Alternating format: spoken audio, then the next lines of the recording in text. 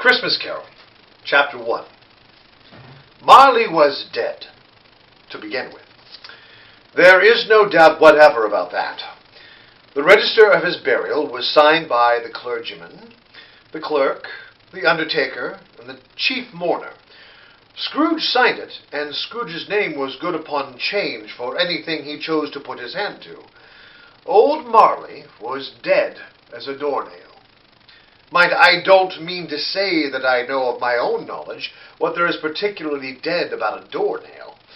I might have been inclined myself to regard a coffin nail as the deadest piece of ironmongery in the trade.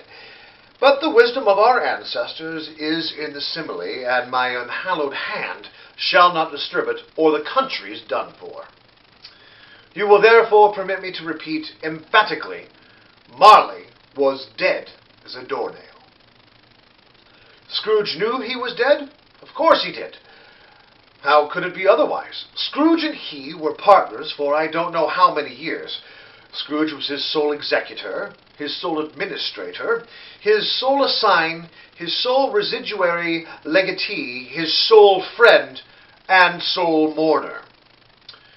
And even Scrooge was not so dreadfully cut up by the sad event, but that he was an excellent man of business on the very day of the funeral, and solemnized it with an undoubted bargain. The mention of Marley's funeral brings me back to the point I started from. There is no doubt that Marley was dead. This must be distinctly understood, or nothing wonderful can come of the story I am going to relate. If we were not perfectly convinced that Hamlet's father died before the play began, there would be nothing more remarkable in his taking a stroll at night in an easterly wind upon his own ramparts than there would be in any other middle-aged gentleman rashly turning out after dark in a breezy spot, say St. Paul's churchyard, for instance, literally to astonish his son's weak mind. Scrooge never painted out old Marley's name. There it stood, years afterwards, above his warehouse door, Scrooge and Marley. The firm was known as Scrooge and Marley. Sometimes people new to the business called him Scrooge, and sometimes Marley, but he answered to both names. It was all the same to him. Oh, but he was a tight-fisted hand at the grindstone, Scrooge, a squeezing, wrenching, grasping, scraping, clutching, covetous old sinner, hard and sharp as flint, from which no steel had ever struck out good fire, secret and self-contained and solitary as an oyster. The cold within him froze his old features, nipped his pointed nose, shriveled his cheek, stiffened his gait, made his eyes red, his thin lips blue, and spoke out shrewdly in his grating voice. A frosty rime was on his head and on his eyebrows and his wiry chin. He carried his own low temperature always about with him. He iced his office in the dog days and didn't thaw it 1 degree at Christmas. External heat and cold had little influence on Scrooge. No warmth could warm, nor wintry weather chill him. No wind that blew was bitter than he. No falling snow was more intent upon its purpose. No pelting rain less open to entreaty. Foul weather didn't know where to have him. The heaviest rain and snow and hail and sleet could boast of the advantage over him in only one respect. They often came down handsomely, and Scrooge never did. Nobody ever stopped him in the street to say, with gladsome looks, "My dear Scrooge, how are you? When will you come and see me?" No beggars implored him to bestow a trifle. No children asked him what it was o'clock. No man or woman ever once in all his life inquired the way to such and such a place of Scrooge. Even the blindman's dogs appeared to know him, and when they saw him coming on, would tug their owners into doorways and up courts, and then would wag their tails as though they said, "No eye at all is better than an evil eye, dark master." But what did Scrooge care? It was the very thing he liked, to edge his way along the crowded paths of life, warning all human sympathy to keep its distance, was what the knowing ones call nuts to Scrooge. Once upon a time, of all the good days in the year, on Christmas Eve, old Scrooge sat busy in his counting house. It was cold, bleak, biting weather, foggy withal, and he could hear the people in the court outside go wheezing up and down, beating their hands upon their breasts and stamping their feet upon the pavement stones to warm them. The city clocks had only just gone 3, but it was quite dark already. It had not been light all day, and candles were flaring in the windows of the neighboring offices like ruddy smears upon the palpable brown air. The fog came pouring in at every chink and keyhole, and was so dense without that although the court was of the narrowest, the houses opposite him were mere phantoms. To see the dingy cloud come dropping down, obscuring everything, one might have thought that nature lived hard by, and was brewing on a large scale. The door of Scrooge's counting-house was open that he might keep an eye upon his clerk, who, in a dismal little cell beyond, a sort of tank, was copying letters. Scrooge had a very small fire, but the clerk's fire was so very much smaller that it looked like one coal. But he couldn't replenish it, for Scrooge kept the coal box in his own room, and so surely as the clerk came in with the shovel, the master predicated that it would be necessary for them to part. Wherefore the clerk put on his white comforter and tried to warm himself at the candle, in which effort, not being a man of strong imagination, he failed. "A Merry Christmas, Uncle! God save you!" said a cheerful voice. It was the voice of Scrooge's nephew, who came upon him so quickly that it was the first intimation he had of his approach. "Bah!" said Scrooge. "Humbug!" He had so heated himself with rapid walking in the fog and frost, this nephew of Scrooge's, that he was all in a glow. His face was ruddy and handsome, his eyes sparkled, and his breath smoked again. "Christmas a humbug, Uncle," said Scrooge's nephew. "You don't mean that, I'm sure." "I do," said Scrooge. "Merry Christmas. What right have you to be merry? What reason have you to be merry? You're poor enough." "Come, then," returned the nephew gaily. "What right have you to be dismal? What reason have you to be morose? You're rich enough." Scrooge, having no better answer ready on the spur of the moment, said, "Bah!" again, and followed up with, "Humbug!" "Don't be cross, Uncle," said the nephew. "What else can I be," returned the uncle, "when I live in a world of fools as this Merry Christmas? Out upon Merry Christmas! What's Christmas time to you but a time for paying bills without money, a time for finding yourself a year older and not an hour richer, a time for balancing your books and having every item in 'em through and round dozen of months presented dead against you. If I could work my will," said Scrooge indignantly, "every idiot who goes about with Merry Christmas on his lips should be boiled with his own pudding and buried with a stake of holly through his heart." "Uncle," pleaded his nephew. "Nephew," returned the uncle sternly, "keep Christmas in your way and let me keep it in mine." "Keep it?" Scrooge's nephew replied. "But you don't keep it." "Let me have it alone, then," said Scrooge. "Much good it may do you, much good it has ever done you."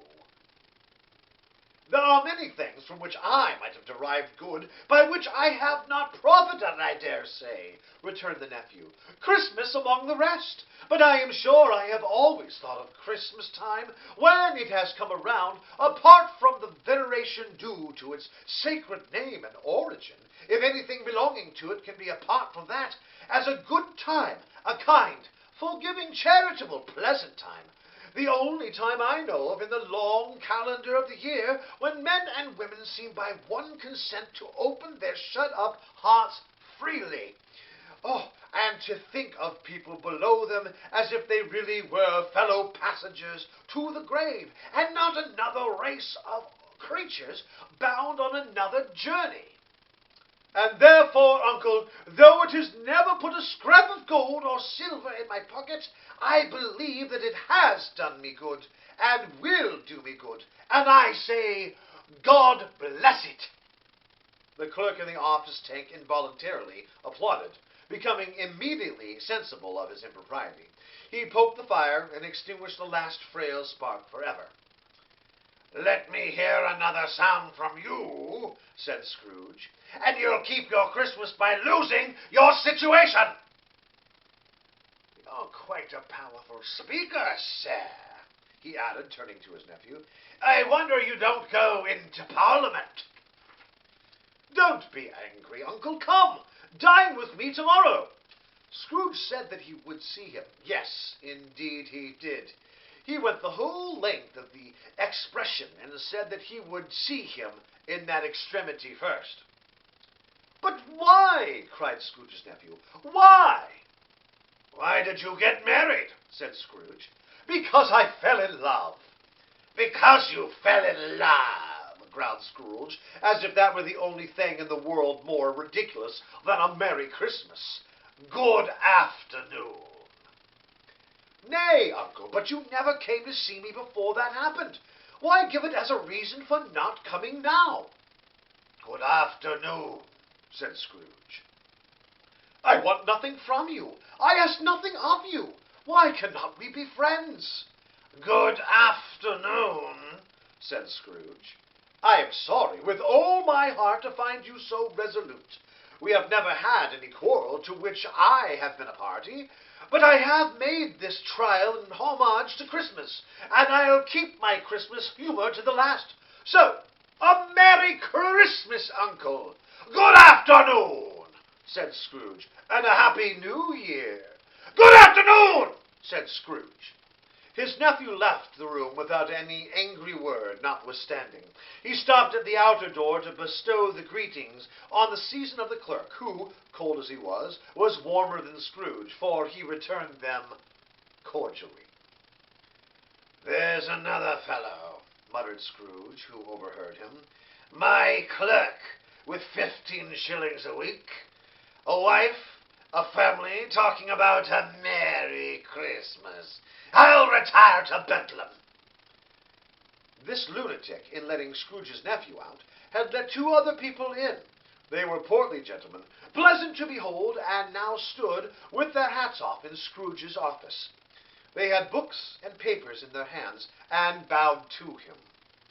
"Scrooge and Marley, I presume," said one of the gentlemen, referring to his list. "Have I the pleasure of addressing Mr. Scrooge or Mr. Marley?" "Mr. Marley has been dead these 7 years," Scrooge replied. 7 years ago this very night." "We have no doubt his liberality is well represented by his surviving partner," said the gentleman, presenting his credentials. It certainly was, for they had been 2 kindred spirits. At the ominous word, liberality, Scrooge frowned and shook his head and handed the credentials back. "At this festive time of the year, Mr. Scrooge," said the other gentleman, taking a pen, "it is more than usually desirable that we should make some slight provision for the poor and the destitute who suffer greatly at this present time. Many thousands are in want of common necessaries. Hundreds and thousands are in want of common comforts, sir." "Are there no prisons?" asked Scrooge. "Plenty of prisons," said the gentleman, laying down his pen again. "And the Union workhouses?" demanded Scrooge. "Are they still in operation?" "They are still," returned the gentleman. "I wish I could say they were not." "The treadmill and the poor law are in full vigor, then?" asked Scrooge. Both very busy, sir. Oh! I was afraid from what you said at first that something had occurred to stop them in their useful course, said Scrooge. I'm very glad to hear it. Under the impression that they are scarcely furnished Christian cheer or mind or body to the multitude, returned the gentleman. A few of us are endeavoring to raise a fund to buy the poor some meat and drink and means of warmth. We choose this time because it is a time of all others when want is keenly felt and abundance rejoices. What shall I put you down for? Nothing, Scrooge replied. Oh, you wish to remain anonymous. I wish to be left alone, said Scrooge. Since you ask me what I wish, gentlemen, that is my answer. I don't make myself merry at Christmas, and I can't afford to make idle people merry. I hope to support the establishments I have mentioned. They are cost enough, and those who are badly off must go there. Many can't go there, and many would rather die. If they would rather die, said Scrooge, then they had better do it, and decrease the surplus population. Besides, excuse me, I don't know that. But you might know it, observed the gentleman. It's not my business, returned Scrooge. It's enough for a man to understand his own business and not to interfere with other people's. Mine occupies me constantly. Good afternoon, gentlemen. Seeing clearly that it would be useless to pursue their point, the gentleman withdrew. Scrooge resumed his labors with an improved opinion of himself, and in a more facetious temper than he was usual with him. Meanwhile the fog and darkness thickened, so that people ran about with flaring links, proffering their services to go before horses and carriages and conduct them on their way. The ancient tower of a church, whose gruff old bell was always peeping slyly down at Scrooge out of a Gothic window in the wall, became invisible and struck the hours and quarters in the clouds, with tremulous vibrations afterwards, as if its teeth were chattering in its frozen head up there. The cold became intense. In the main street, at the corner of the court, some laborers were repairing the gas pipes, and had lighted a great fire in a brazier, around which a party of ragged men and boys were gathered, warming their hands and winking their eyes before the blaze in rapture. The water plug being left in solitude, its overflowing sullenly congealed and turned into a misanthropic ice.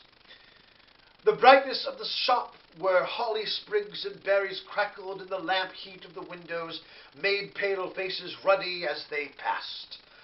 Poulterers' and grocers' trades became a splendid joke, a glorious pageant in which it was next to impossible to believe that such dull principles as bargains and sale had anything to do.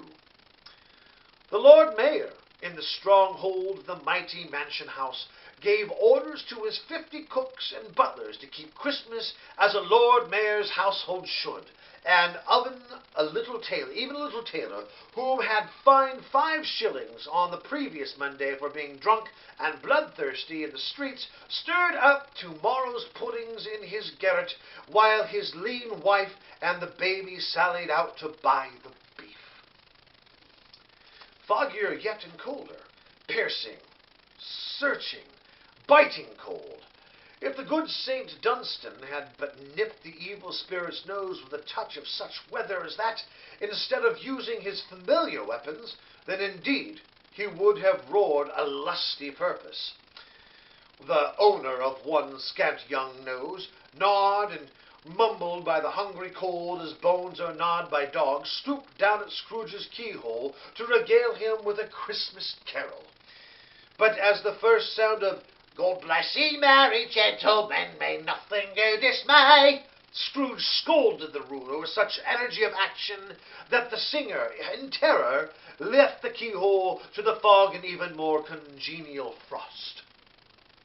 At length the hour of shutting up the counting-house arrived. With an ill will, Scrooge dismounted from his stool and tacitly admitted the fact to the expected clerk in the tank, who instantly snuffed his candle out and put on his hat. "You'll be wanting the all day tomorrow, I suppose?" said Scrooge. "If quite convenient, sir." "It's not convenient," said Scrooge, "and it's not fair. If I were to stop £0.50 for it, you'd think yourself ill-used, I'll bet." The clerk smiled faintly. "And yet," said Scrooge, "you don't think me ill-used when I pay a day's wages for no work?" The clerk observed that it was only once a year. "Poor excuse for picking a man's pocket every 25th of December," said Scrooge, buttoning his greatcoat to the chin. "But I suppose you must have the whole day. Be here all the earlier next morning."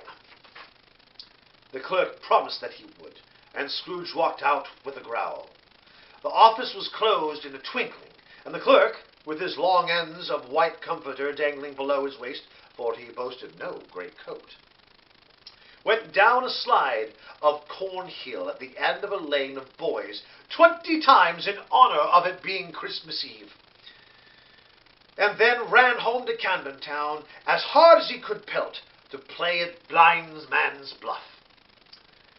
Scrooge took his melancholy dinner in his usual melancholy tavern, and, having read all the newspapers and beguiling the rest of the evening with his banker's book, went home to bed.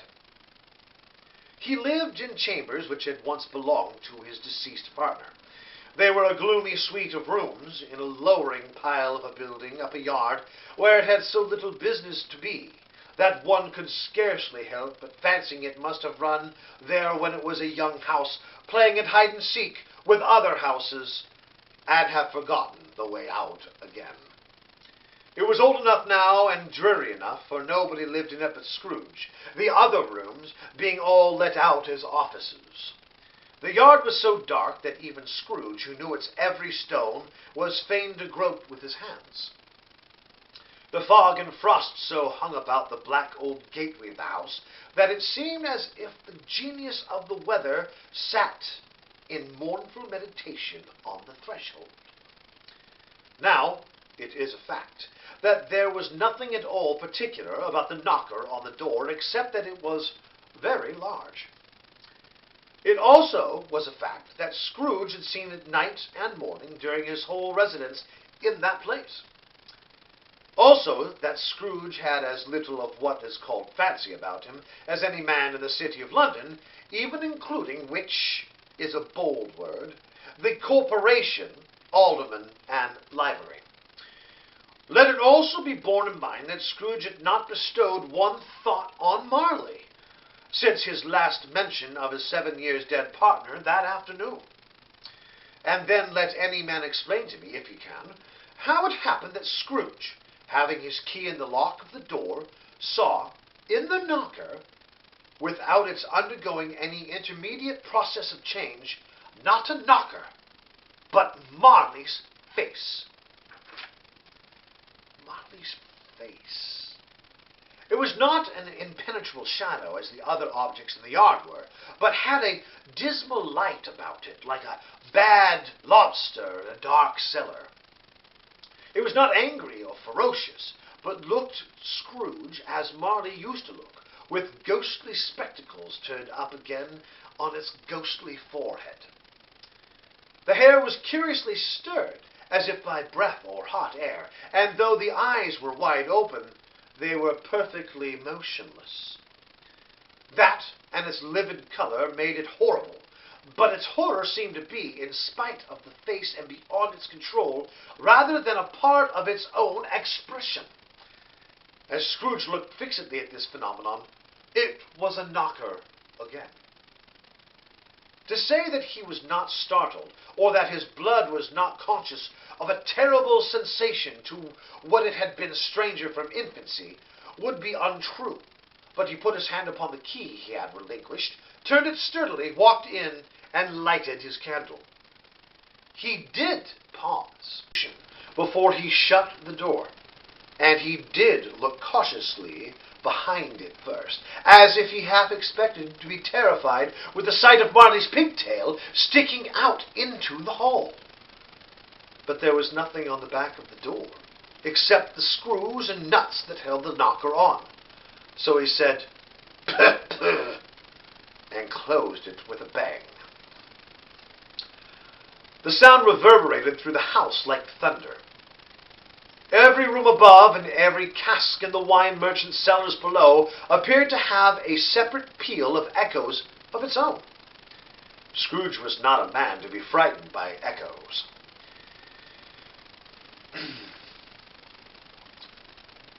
He fastened the door and walked across the hall and up the stairs slowly too, trimming his candle as he went.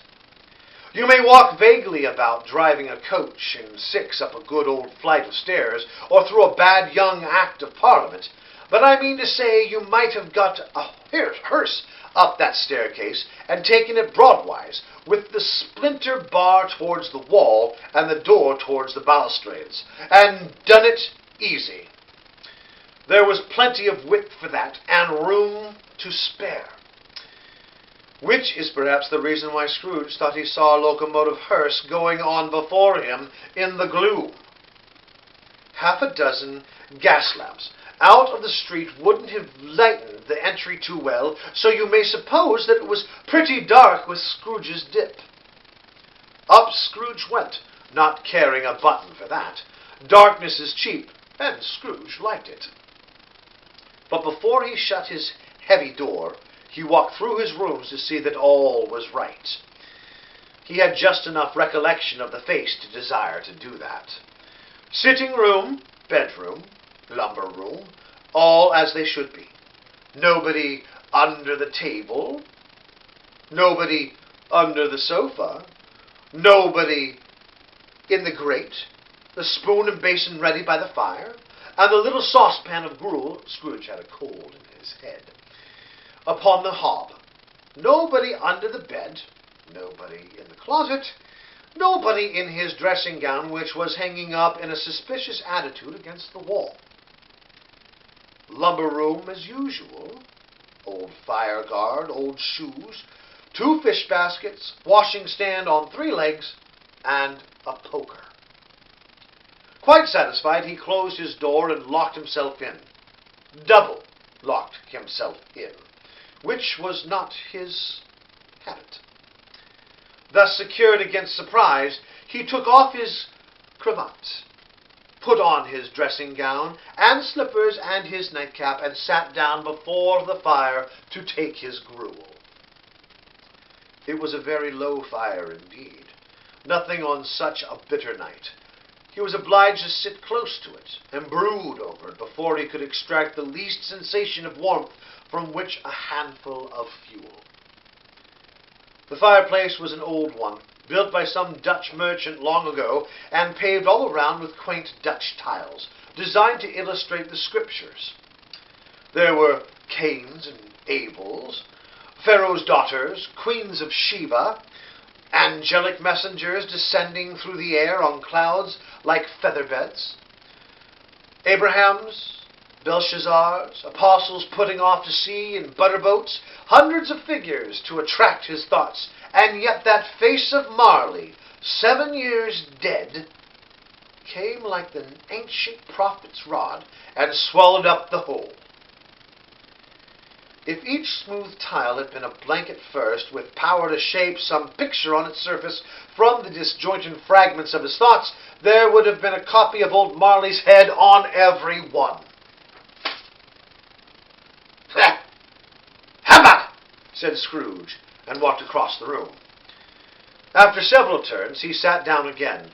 As he threw his head back in the chair, his glance happened to rest on a bell, a disused bell, that hung in the room, and communicated for some purpose now forgotten with a chamber in the highest story of the building.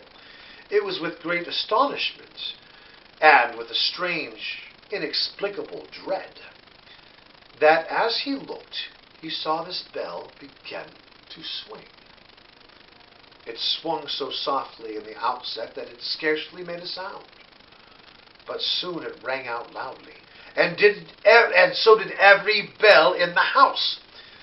This might have lasted half a minute, or a minute, but it seemed an hour. The bells ceased as they had begun, together. They were succeeded by a clanking noise, deep down below, as if some person were dragging a heavy chain over the casks in the wine merchant's cellar. Scrooge then remembered to have heard that ghosts in haunted houses were described as dragging chains.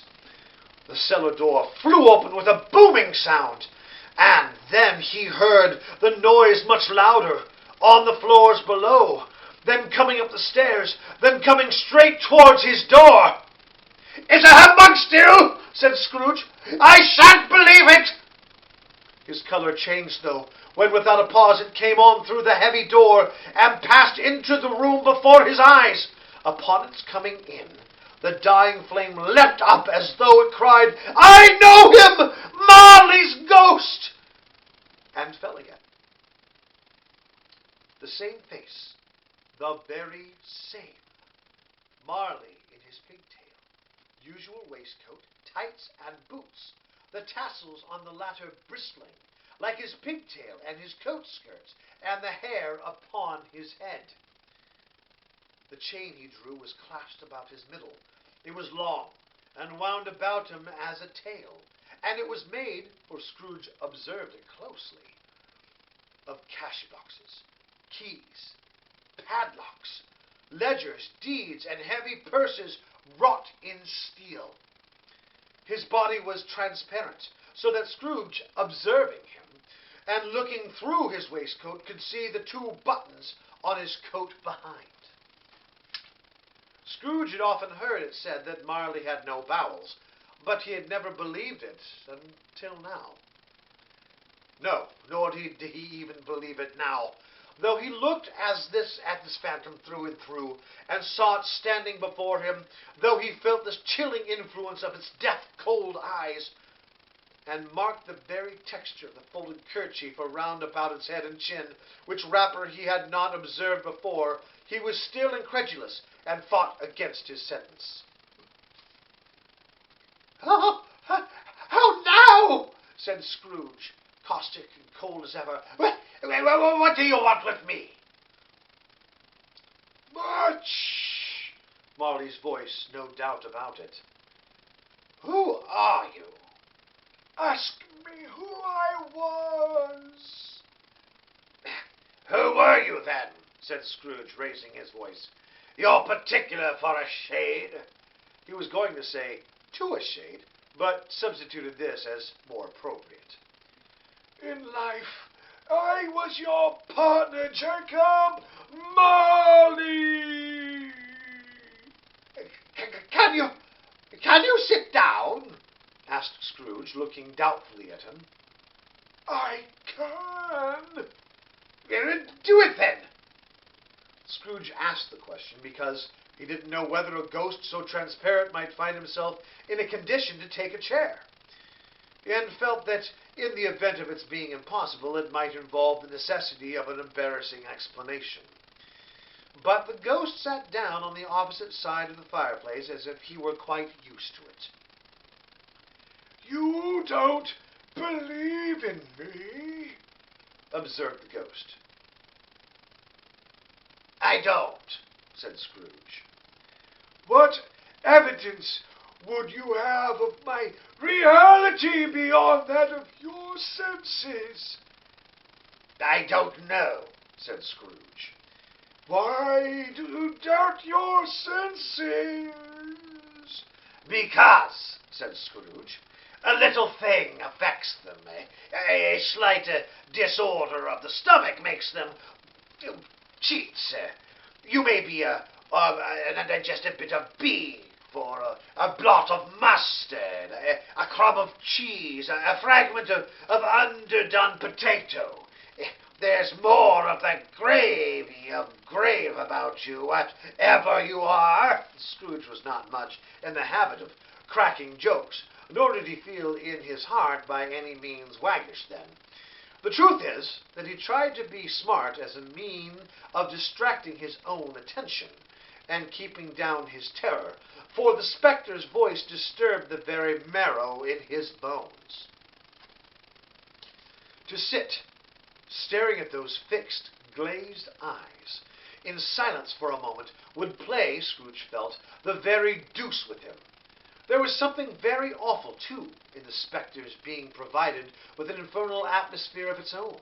Scrooge could not feel it himself, but this was clearly the case, for though the ghost sat perfectly motionless, his hair, his skirts, and tassels were still agitated as by the hot vapor of an oven. "You see this toothpick?" said Scrooge, returning quickly to the charge for the reason just assigned, and wishing, though it were for only a second, to divert the vision's stony gaze from himself. "I do," replied the ghost. "You are not looking at it," said Scrooge. "But I see it," said the ghost, "notwithstanding." "Well," returned Scrooge, "I have but to swallow this, and be for the rest of my days persecuted by a legion of goblins, all of my own creation. Humbug, I tell you! Humbug!" At this the spirit raised a frightful cry, and shook his chain with such dismal and appalling noise that Scrooge held on tight to his chair to stave himself from falling in a swoon. But how much greater was his terror when the phantom, taking off the bandage round its head as if it were too warm to wear indoors, its lower jaw dropped down upon its breast. Scrooge fell upon his knees and clasped his hands before his face. "Oh, mercy!" he said. "Dreadful apparition! Why do you trouble me?" "Man of the worldly mind," replied the ghost, "do you believe in me or not?" "I do," said Scrooge. "I must. But why do spirits walk the earth, and why do they come to me?" "It is required of every man," the ghost returned, "that the spirit within him should walk abroad among the fellow men, and travel far and wide. And if that spirit goes not forth in life, it is condemned to do so after death. It is doomed to wander through the world. Oh, woe is me! And witness what is cannot share, but might have shared on earth, and turned to happiness." Again the spectre raised a cry, "Oh!" and shook his chain and wrung its shadowy hands. You are fettered," said Scrooge, trembling. "Tell me why." "I wear the chain I forged in life," replied the ghost. "I made it link by link and yard by yard. I girded it on of my own free will, and of my own free will I wore it. It is patterned strange to you." Scrooge trembled more and more. "Or would you know," pursued the ghost, "the weight and length of the strong coil you bear yourself? It was full and heavy, and as long as this 7 Christmas Eves ago. You have labored on it since. It is a ponderous chain." Scrooge glanced about him on the floor in the expectation of finding himself surrounded by some 50 or 60 fathoms of iron cable, but he could see nothing. "Jacob," he said imploringly, "oh, Jacob Marley, tell me more. Speak comfort to me, Jacob." "I have none to give," the ghost replied. It comes from other regions, Ebenezer Scrooge, and is conveyed by other ministers to other kinds of men. Nor can I tell you what I would. A very little more is all permitted to me. I cannot rest. I cannot stay. I cannot linger anywhere. My spirit never walked beyond our counting house. Mark me. In life, my spirit roved beyond the narrow limits of the money-changing hole never, and weary journeys lie before me. It was his habit with Scrooge, whenever he became thoughtful, to put his hands in his breeches pockets. Pondering on what the ghost had said, he did so now, but without lifting up his eyes or getting off his knees.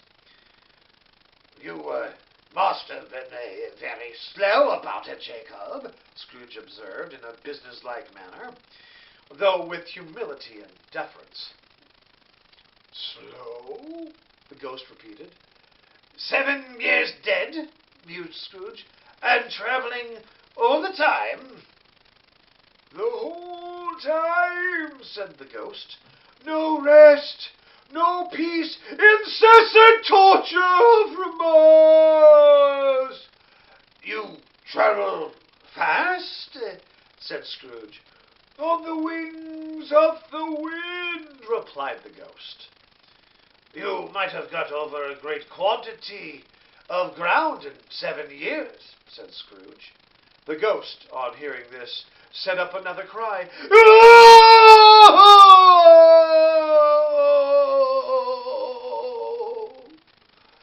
and clanked its chains so hideously in the dead silence of the night that the ward would have been justified in indicting it for a nuisance.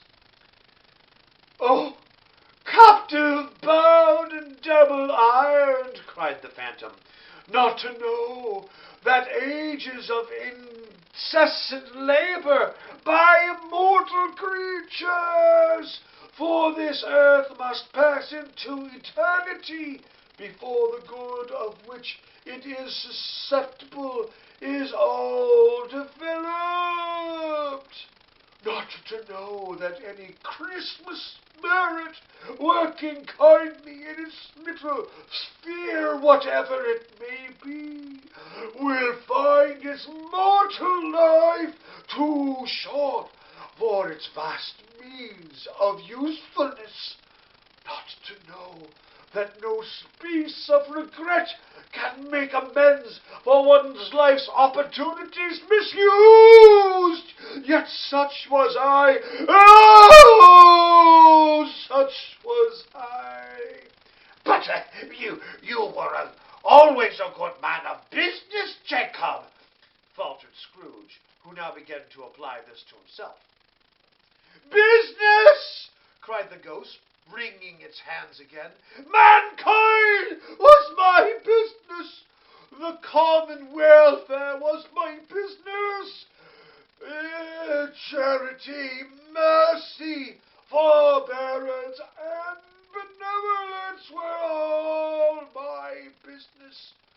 The dealings of my trade were but a drop of water in the comprehensive ocean of my business." It held up its chain at arm's length, as if that were the cause of all its unraveling grief, and flung it heavily upon the ground again. "At this time of the rolling year," the spectre said, "I suffer most. Why did I walk through crowds of fellow beings with my eyes turned down, and never raise them to that blessed star which led the wise men to a poor abode?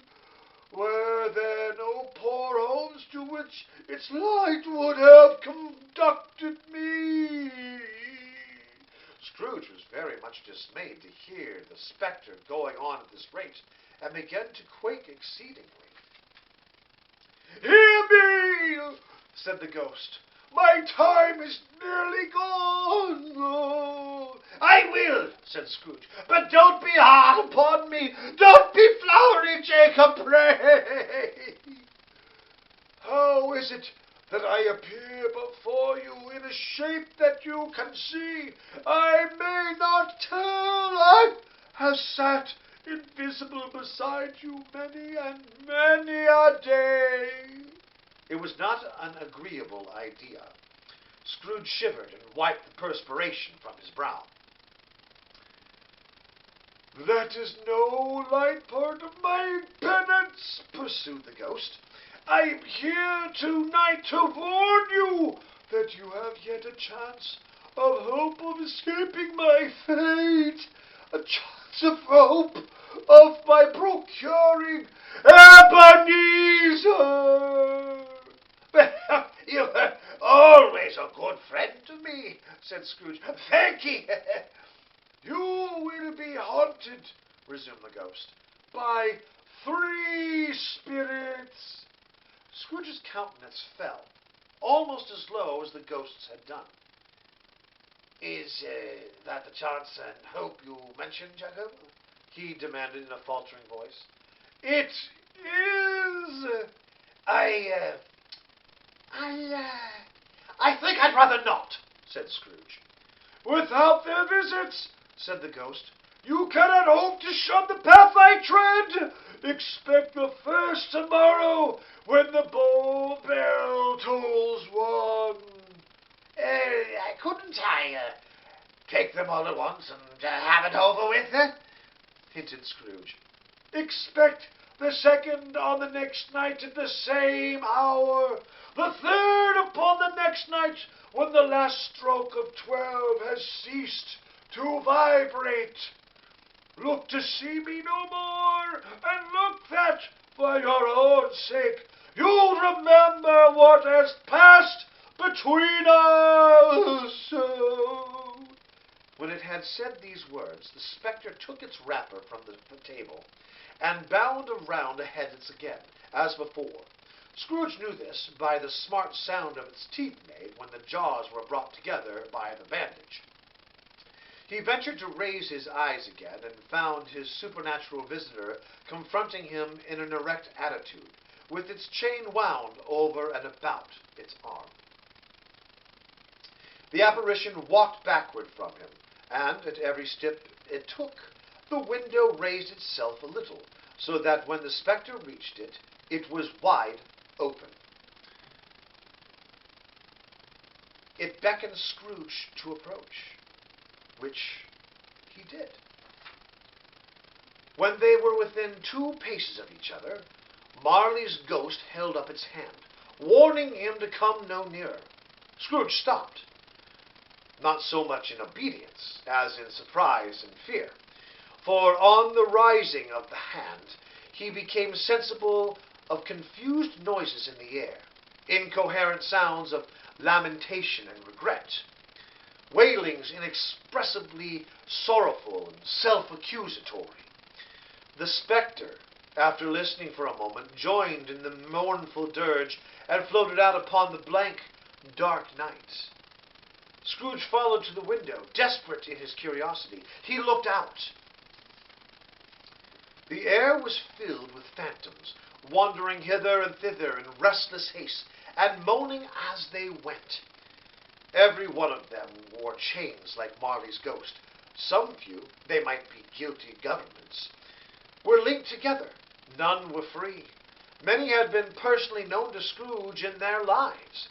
He had been quite familiar with one old ghost in a white waistcoat with a monstrous iron safe attached to its ankle, and who cried piteously at being unable to assist a wretched woman with an infant, whom it saw below upon a doorstep. The misery with them all was, clearly, that they sought to interfere for good, and had lost the power forever. Whether these creatures faded into mist or mist enshrouded them, He could not tell. But they had their spirit voices faded together, and the night became as it had been when he walked home. Scrooge closed the window and examined the door by which the ghost had entered. It was double-locked, as he had locked it before. The bolts were undisturbed. He tried to say, "Humbug!" but stopped at the first syllable, and, being, from the emotions he had undergone, or the fatigues of the day, or his glimpse of the invisible of the ghost, or the lateness of the hour, much in need of repose, went straight to bed without undressing, and fell asleep upon the instant.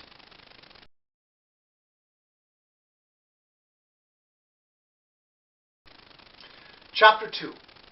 The first of the three spirits. When Scrooge awoke, it was so dark that looking out of bed he could scarcely distinguish the transparent window from the opaque walls of his chamber. He was endeavoring to pierce the darkness with his ferret eyes. Then the chimes of a neighboring church struck the 4 quarters. So he listened for the hour. To his great astonishment, the heavy bell went on from 6 to 7, and from 7 to 8, and regularly up to 12, then stopped. 12. It was past 2 when he went to bed. The clock was wrong. An icicle must have got into the works. 12. He touched the spring of his repeater to correct this most preposterous clock. Its rapid little pulse beat 12, then stopped. "Why, it's not possible," said Scrooge, "that I can have slept through a whole day and far into another night. It isn't possible that anything has happened to the sun, and this is 12 at noon." The idea being an alarming one, he scrambled out of his bed and groped his way to the window. He was obliged to rub the frost off with the sleeve of his dressing gown before he could see anything, and could see very little even then. All he could make out was that it was still very foggy and extremely cold, and that there was no noise of people running to and fro and making a great stir, as there unquestionably would have been if night had beaten off bright day, and taken possession of the world. This was a great relief, because 3 days after the sight of 8 of the first exchange to pay Mr. Ebenezer Scrooge or his order, and so forth, would have become a mere United States security if there were no days to count by. Scrooge went to bed again, and thought, and thought, and thought it over and over and over, and could make nothing of it. The more he thought, the more perplexed he was, and the more he endeavored not to think, the more he thought Marley's ghost bothered him exceedingly.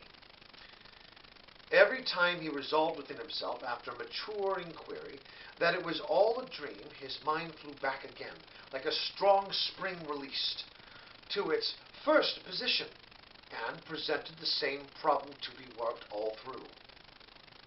Was it a dream or not? Scrooge lay in this state until the chime had gone 3 quarters more, when he remembered, on a sudden, that the ghost had warned him of a visitation when the bell tolled 1. He resolved to lie awake until the hours passed, and, considering that he could do no more go to sleep than go to heaven, this was perhaps the wisest resolution in his power. The quarter was so long that he was more than once convinced he must have sank into a doze unconsciously and missed the clock. At length it broke upon his listening ear. "Ding-dong! 1/4 past," said Scrooge, counting. "Ding-dong! 1/2 past," said Scrooge. "Ding-dong! 1/4 to it," said Scrooge. "Ding-dong! The hour itself," said Scrooge triumphantly, "and nothing else." He spoke before the hour bell sounded, which it now did with a deep, dull, hollow, melancholy 1. Light flashed up in the room upon the instant, and the curtains of his bed were drawn. The curtain of his bed were drawn aside, I tell you, by a hand. Not the curtains at his feet, nor the curtains at his back, but those to which his face was addressed. The curtains of his bed were drawn aside, and Scrooge, staring up into a half-recumbent attitude, found himself face to face with the unearthly visitor who drew them, as close to it as I am now to you, and I am standing in the spirit at your elbow. It was a strange figure, like a child, yet not so like a child as like an old man, viewed through some supernatural medium, which gave him the appearance of having receded from view and being diminished to a child's proportions. His hair, which hung about its neck and down its back, was white as with age, and yet the face had not a wrinkle in it, and the tenderest bloom was on the skin. The arms were very long and muscular, the hands of the same, as it hold of an uncommon strength. Its legs and feet, most delicately formed, were, like those upper members, bare. It wore a tunic of the purest white, and round its waist was bound a lustrous belt, the sheen of which was beautiful. It held a branch of fresh green holly in its hand, and, in singular contradiction, in that wintry emblem, had its eyes trimmed with summer flowers. But the strangest thing about it was that from the crown of its head there sprung a bright, clear jet of light, by which all was visible, and which was doubtless the occasion of its using, in its duller moments, a great extinguisher for a cap, which it now held under its arm. Even this, though, when Scrooge looked at it with increasing steadiness, was not its strangest quality. For, as its belt sparkled and glittered now in one part and now in another, and what was light once instant was another time dark, so the figure itself fluctuated in its distinction. Being now a thing with one arm, now with one leg, now with 20 legs, now a pair of legs without a head, now a head without a body, of which dissolving parts no outline would be visible in the dense gloom wherein they melted away. And, in the very wonder of this, it would be itself again distinct and clear as ever. Are you the spirit, sir, whose coming was foretold to me? Asked Scrooge. I am. The voice was soft and gentle, singularly low, as if, instead of being so close beside him, it were at a distance. Who and what are you? Scrooge demanded. I am the ghost of Christmas past. Long past? Inquired Scrooge, observant of its dwarfish stature. No, your past. Perhaps Scrooge could not have told anybody why, if anybody could have asked him, but he had a special desire to see the spirit in his cap, and begged him to be covered. What? Exclaimed the ghost. Would you have me so soon put out? With worldly hands the light I give. It is not enough that you are one of those whose passions made this cap, and force me through whole trains of years to wear it low upon my brow. Scrooge reverently disclaimed all intention to offend, or any knowledge of having wilfully bonneted the spirit at any period in his life. He then made a bold inquiry of what business brought him here. Your welfare, said the ghost. Scrooge expressed himself much obliged, but could not help thinking that a night of unbroken rest would have been more conducive to that end. The spirit must have heard him thinking, for it said immediately, Your reclamation, then. Take heed. It put on its strong hand as it spoke, and clasped him gently by the arm. Rise, and walk with me. It would have been in vain for Scrooge to plead that the weather and the hour were not adapted to pedestrian purposes, but the bed was warm, and the thermometer a long way below freezing, that he was clad but lightly in his slippers, dressing gown, and nightcap, and that he had cold upon him at that time. The grasp, though gentle, was a woman's hand, was not to be resisted. He rose, but finding that the spirit made towards the window, clasped its robe in supplication. "I am a mortal," Scrooge remonstrated, "and liable to fall." "Bear but a touch of my hand there," said the spirit, laying it upon his heart, "and you shall be upheld in more than this." As the words were spoken, they passed through the wall and stood upon an open country road, with fields on either hand. The city had entirely vanished. Not a vestige of it was to be seen.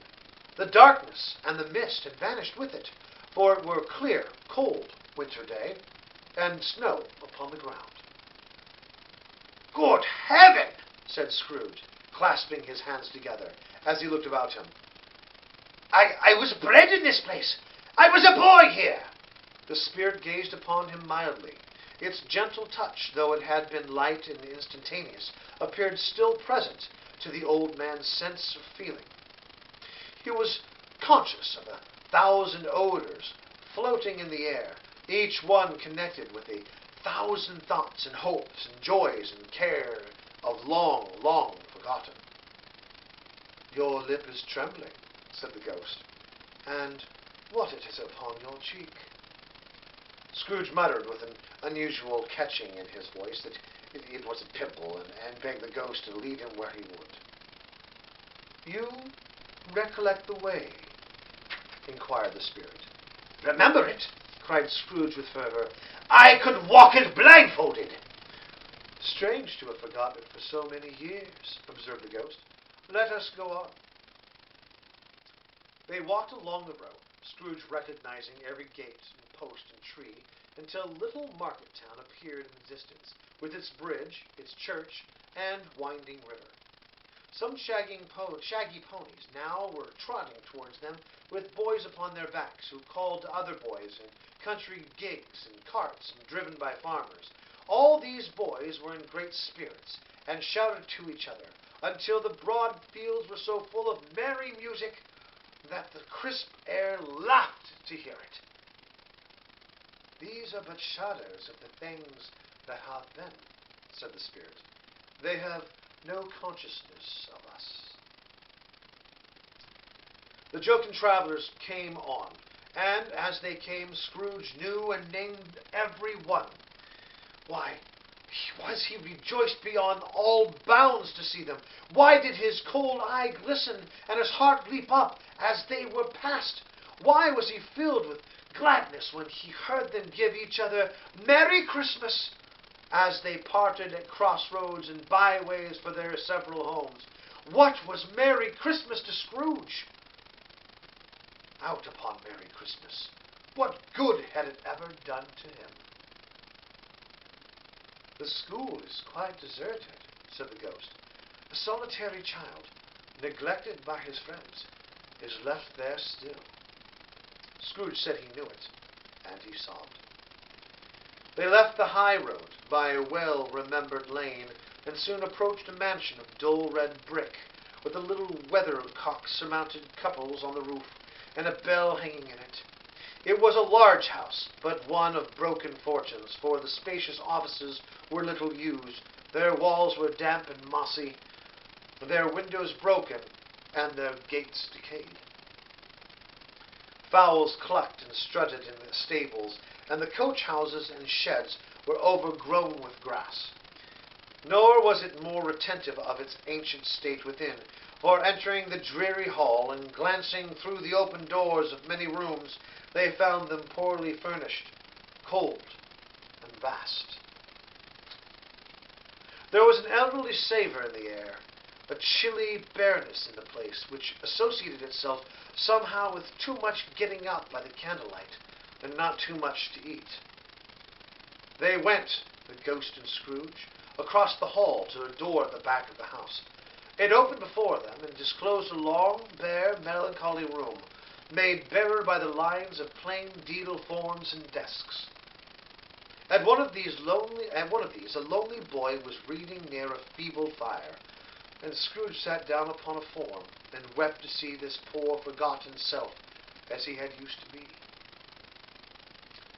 Not a latent echo in this house, not a squeak and scuffle from the mice behind the paneling, not a drip from the half-thawed waterspout in the dull yard behind, not a sigh among the leafless boughs of one despondent poplar, not the idle swinging of an empty storehouse door.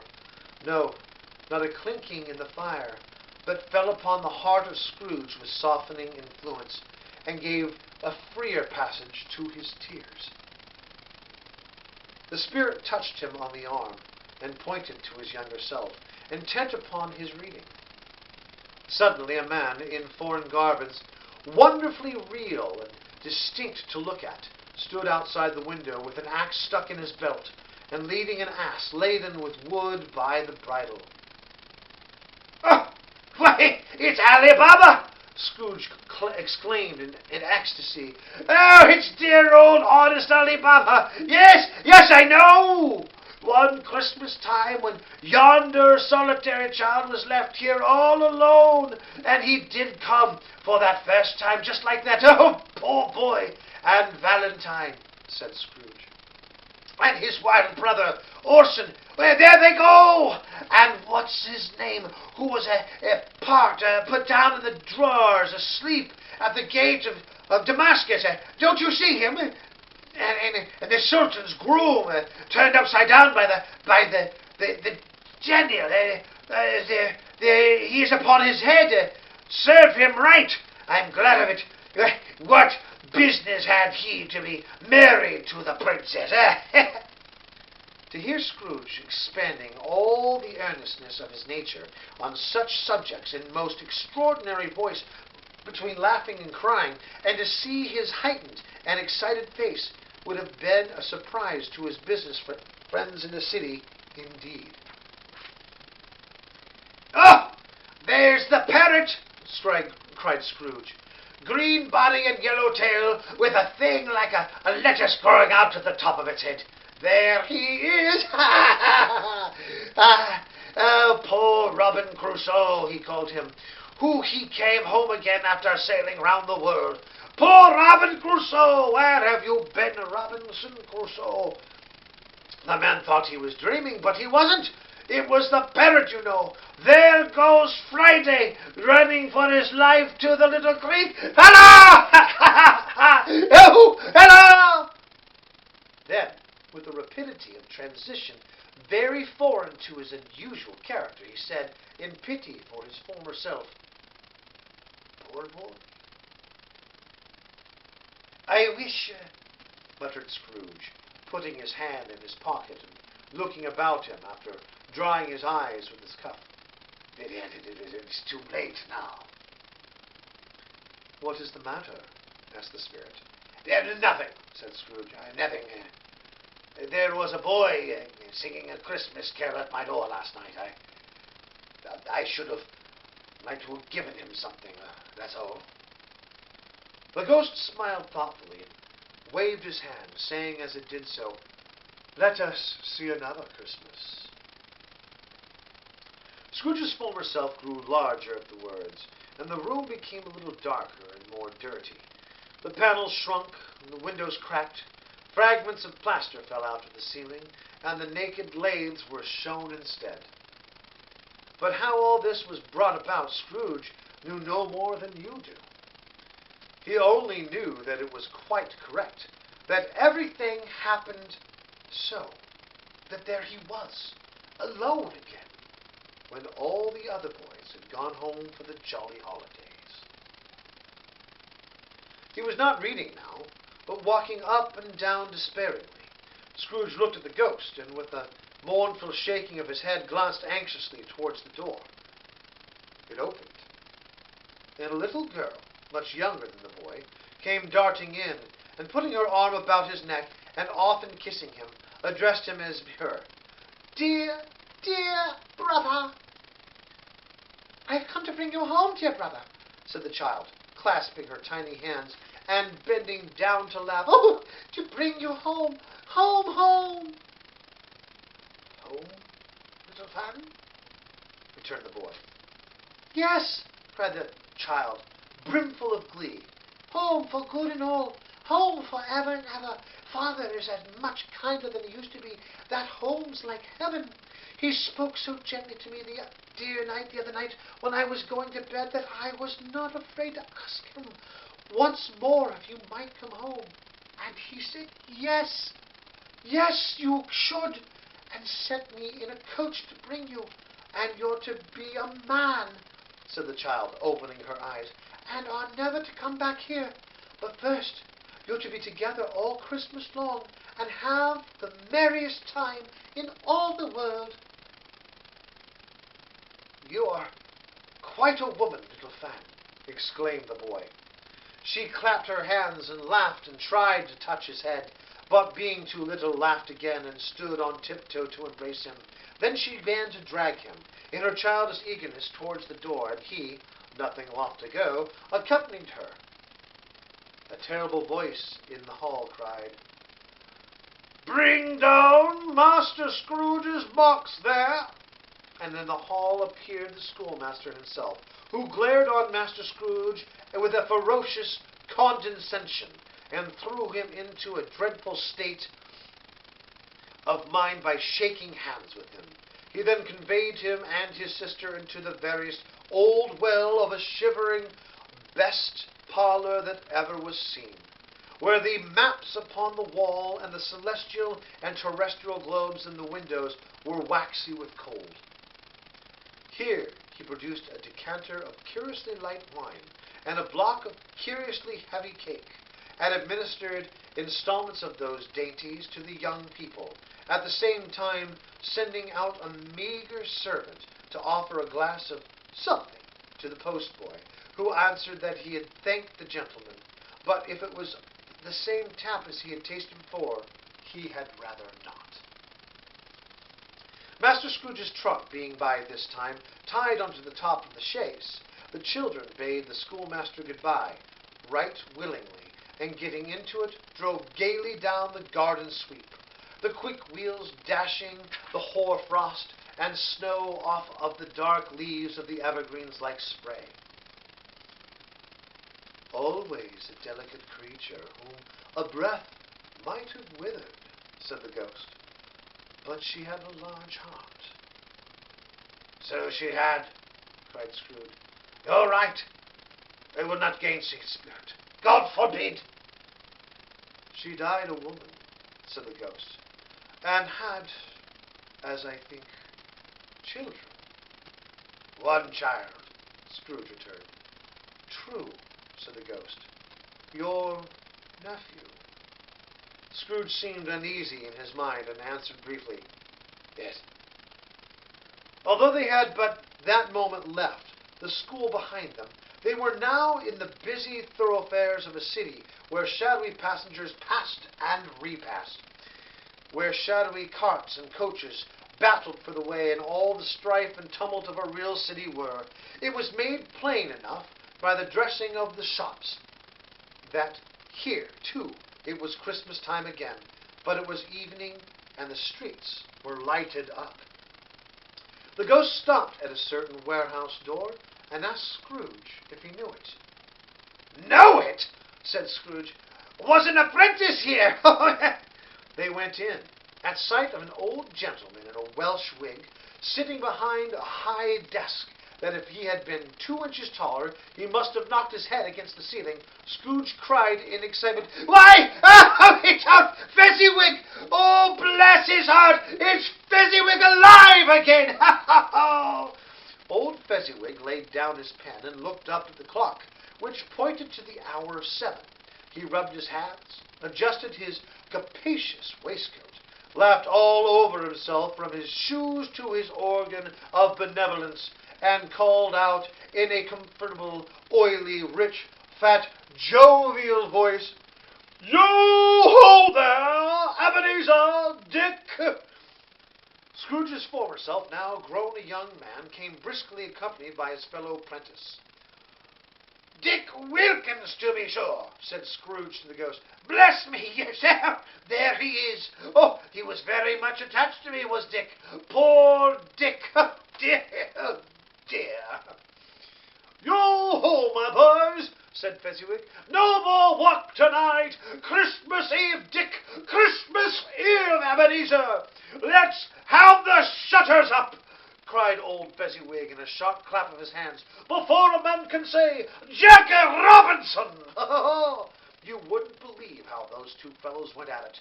They charged into the street with the shutters. 1, 2, 3, had 'em up in their places. 4, 5, 6, barred 'em and pinned 'em. 7, 8, 9, and came back before you could have gotten to 12, panting like racehorses. Hilly-ho! Cried old Fezziwig, skipping down from the high desk with wonderful agility. Clear away, my lads! Ho, Dick! Cheer up, Ebenezer! Clear away! There was nothing they wouldn't have cleared away, or couldn't have cleared away, with old Fezziwig looking on. It was done in a minute. Every movable was packed off as if it were dismissed from the public life forevermore. The floor was swept and watered, the lamps were trimmed, and fuel was heaped upon the fire, and the warm house was as snug and warm and dry and bright as a ballroom, yet as you would desire to see upon a winter's night. In came a fiddler with a music book, and went up to the lofty desk and made an orchestra of it, and tuned like 50 stomachaches. In came Mrs. Fezziwig, one vast substantial smile. In came 3 Mrs. Fezziwigs, beaming and lovable. In came the 6 young followers whose hearts they broke, and in came all the young men and women employed in the business. In came the housemaid with her cousin, the Barker. In came the cook with her brother's particular friend, the milkman.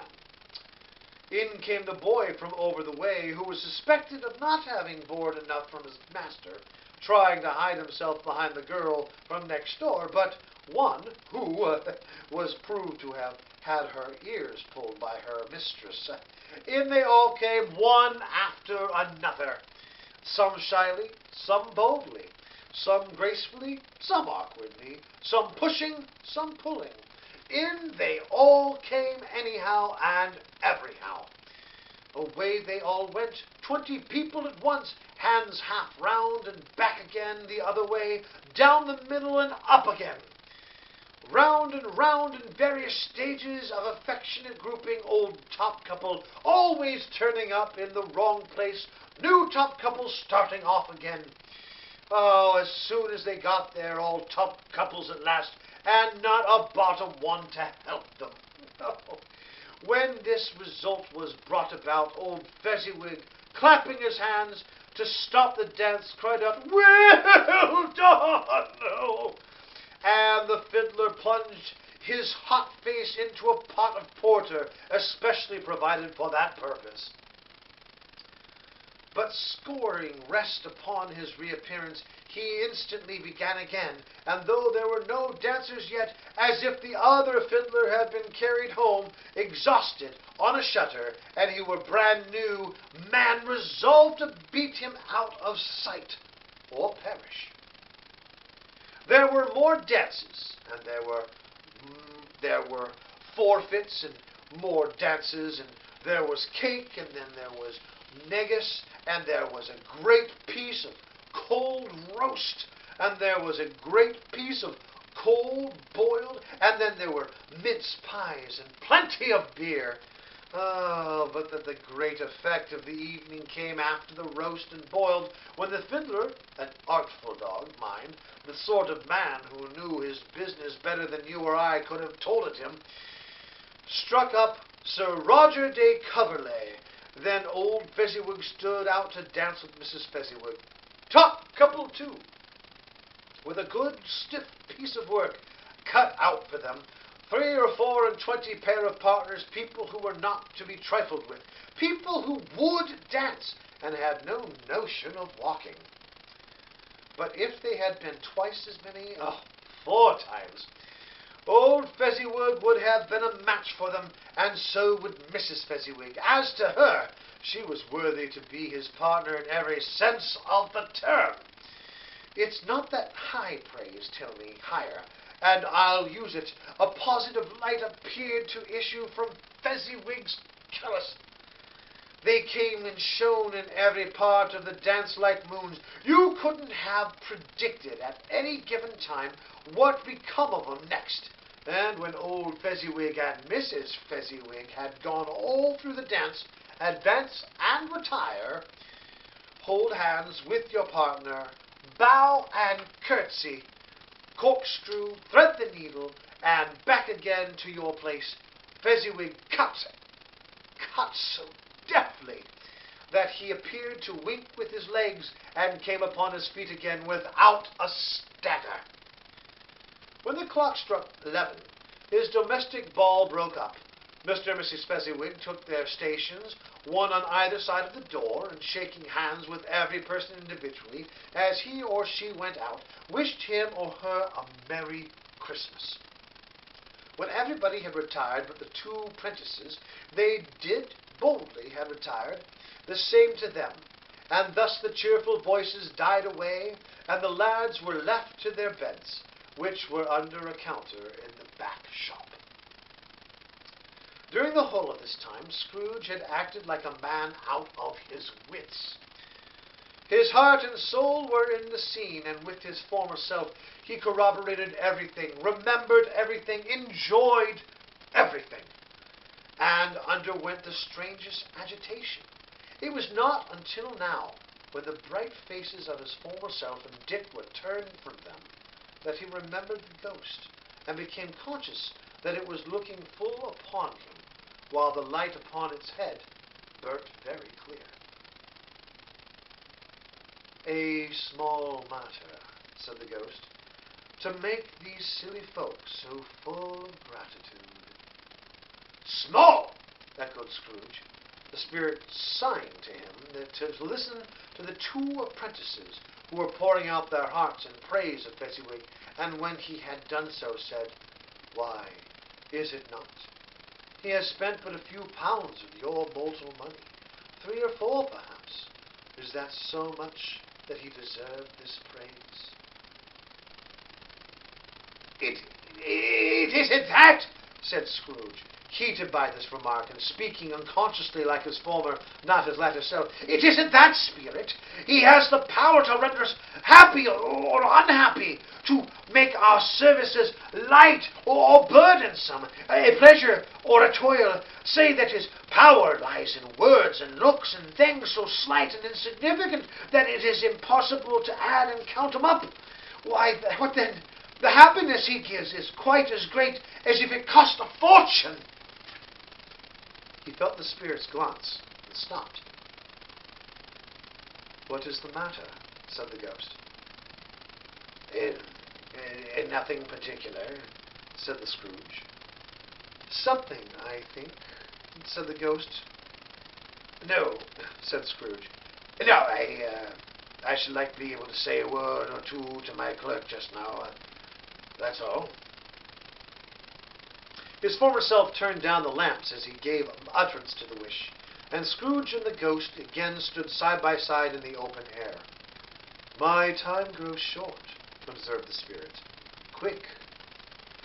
This was not addressed to Scrooge, or to say any one whom he could see, but it produced an immediate effect. For again Scrooge saw himself. He was older now, a man in the prime of life. His face had not the harsh and rigid lines of later years, but it had begun to wear the signs of care and avarice. There was an eager, greedy, restless motion in the eye, which showed the passion but that had taken root, and where the shadow of the growing tree would fall. He was not alone, but sat side by side of a fair young girl in a mourning dress, in whose eyes there were tears, which sparkled in the light that shone out of the ghost of Christmas past. "It matters little," she said softly. "To you very little. Another idol has displaced me, and if can cheer and comfort you in time to come as I would have tried to do, I have no just cause to grieve." "What idol has displaced you?" he rejoined. "A golden one. This is the even-handed dealing of the world, he said. There is nothing on which it is so hard as poverty, and there is nothing it professes to condemn with such severity as the pursuit of wealth. You fear the world too much, she answered gently. All your other hopes have merged into the hope of being beyond the chance of its sordid reproach. I have seen your nobler aspiration fall off one by one until the master passion, gain, engrosses you. Have I not? What then? He retorted. Even I have grown as much wiser. What then? Am I not changed towards you? She shook her head. Am I? Our contract is an old one. It was made when we were both poor and content to be so, until in good season we could improve our worldly fortune by our patient industry. You are changed. When it was made, you were another man. I was a boy, he said impatiently. Your own feeling tells you that you are not what you are, she returned. I am. That which promised happiness when we were one in heart is fraught with misery now that we are two. How often and how keenly have I thought this? I will not say. It is enough that I have thought it and can release you. What? Have I ever sought to be released? In words, no. Never. Is that... in what? In what then? In a changed nature, in an altered spirit, in another atmosphere of life, another hope as its great end. In everything that made my love of any worth or value in your sight. In this had never been between us, said the girl, looking mildly, but with steadiness upon him. Tell me, would you seek me out and try to win me now? Ah, no. He seemed to yield to the justice of this supposition, in spite of himself, but he said, with a struggle, You think not? I would gladly think otherwise if I could, she answered. Heavens knows, when I learned the truth like this, I know how strong and irresistible it must be. But if you were free today, tomorrow, yesterday, can I even believe that you would choose a dowerless girl?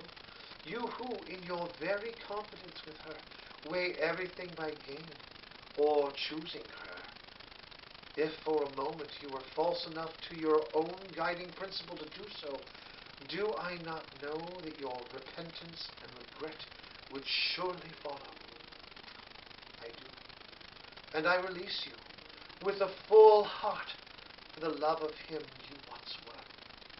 He was about to speak, but with her hand turned from him, she resumed. You may. The memory of what is past half makes me hope that you will have pain in this. A very, very brief time, and you will dismiss the recollection of it gladly, as an unprofitable dream from which it happened well that you awoke. May you be happy in the life you have chosen. She left him, and they parted.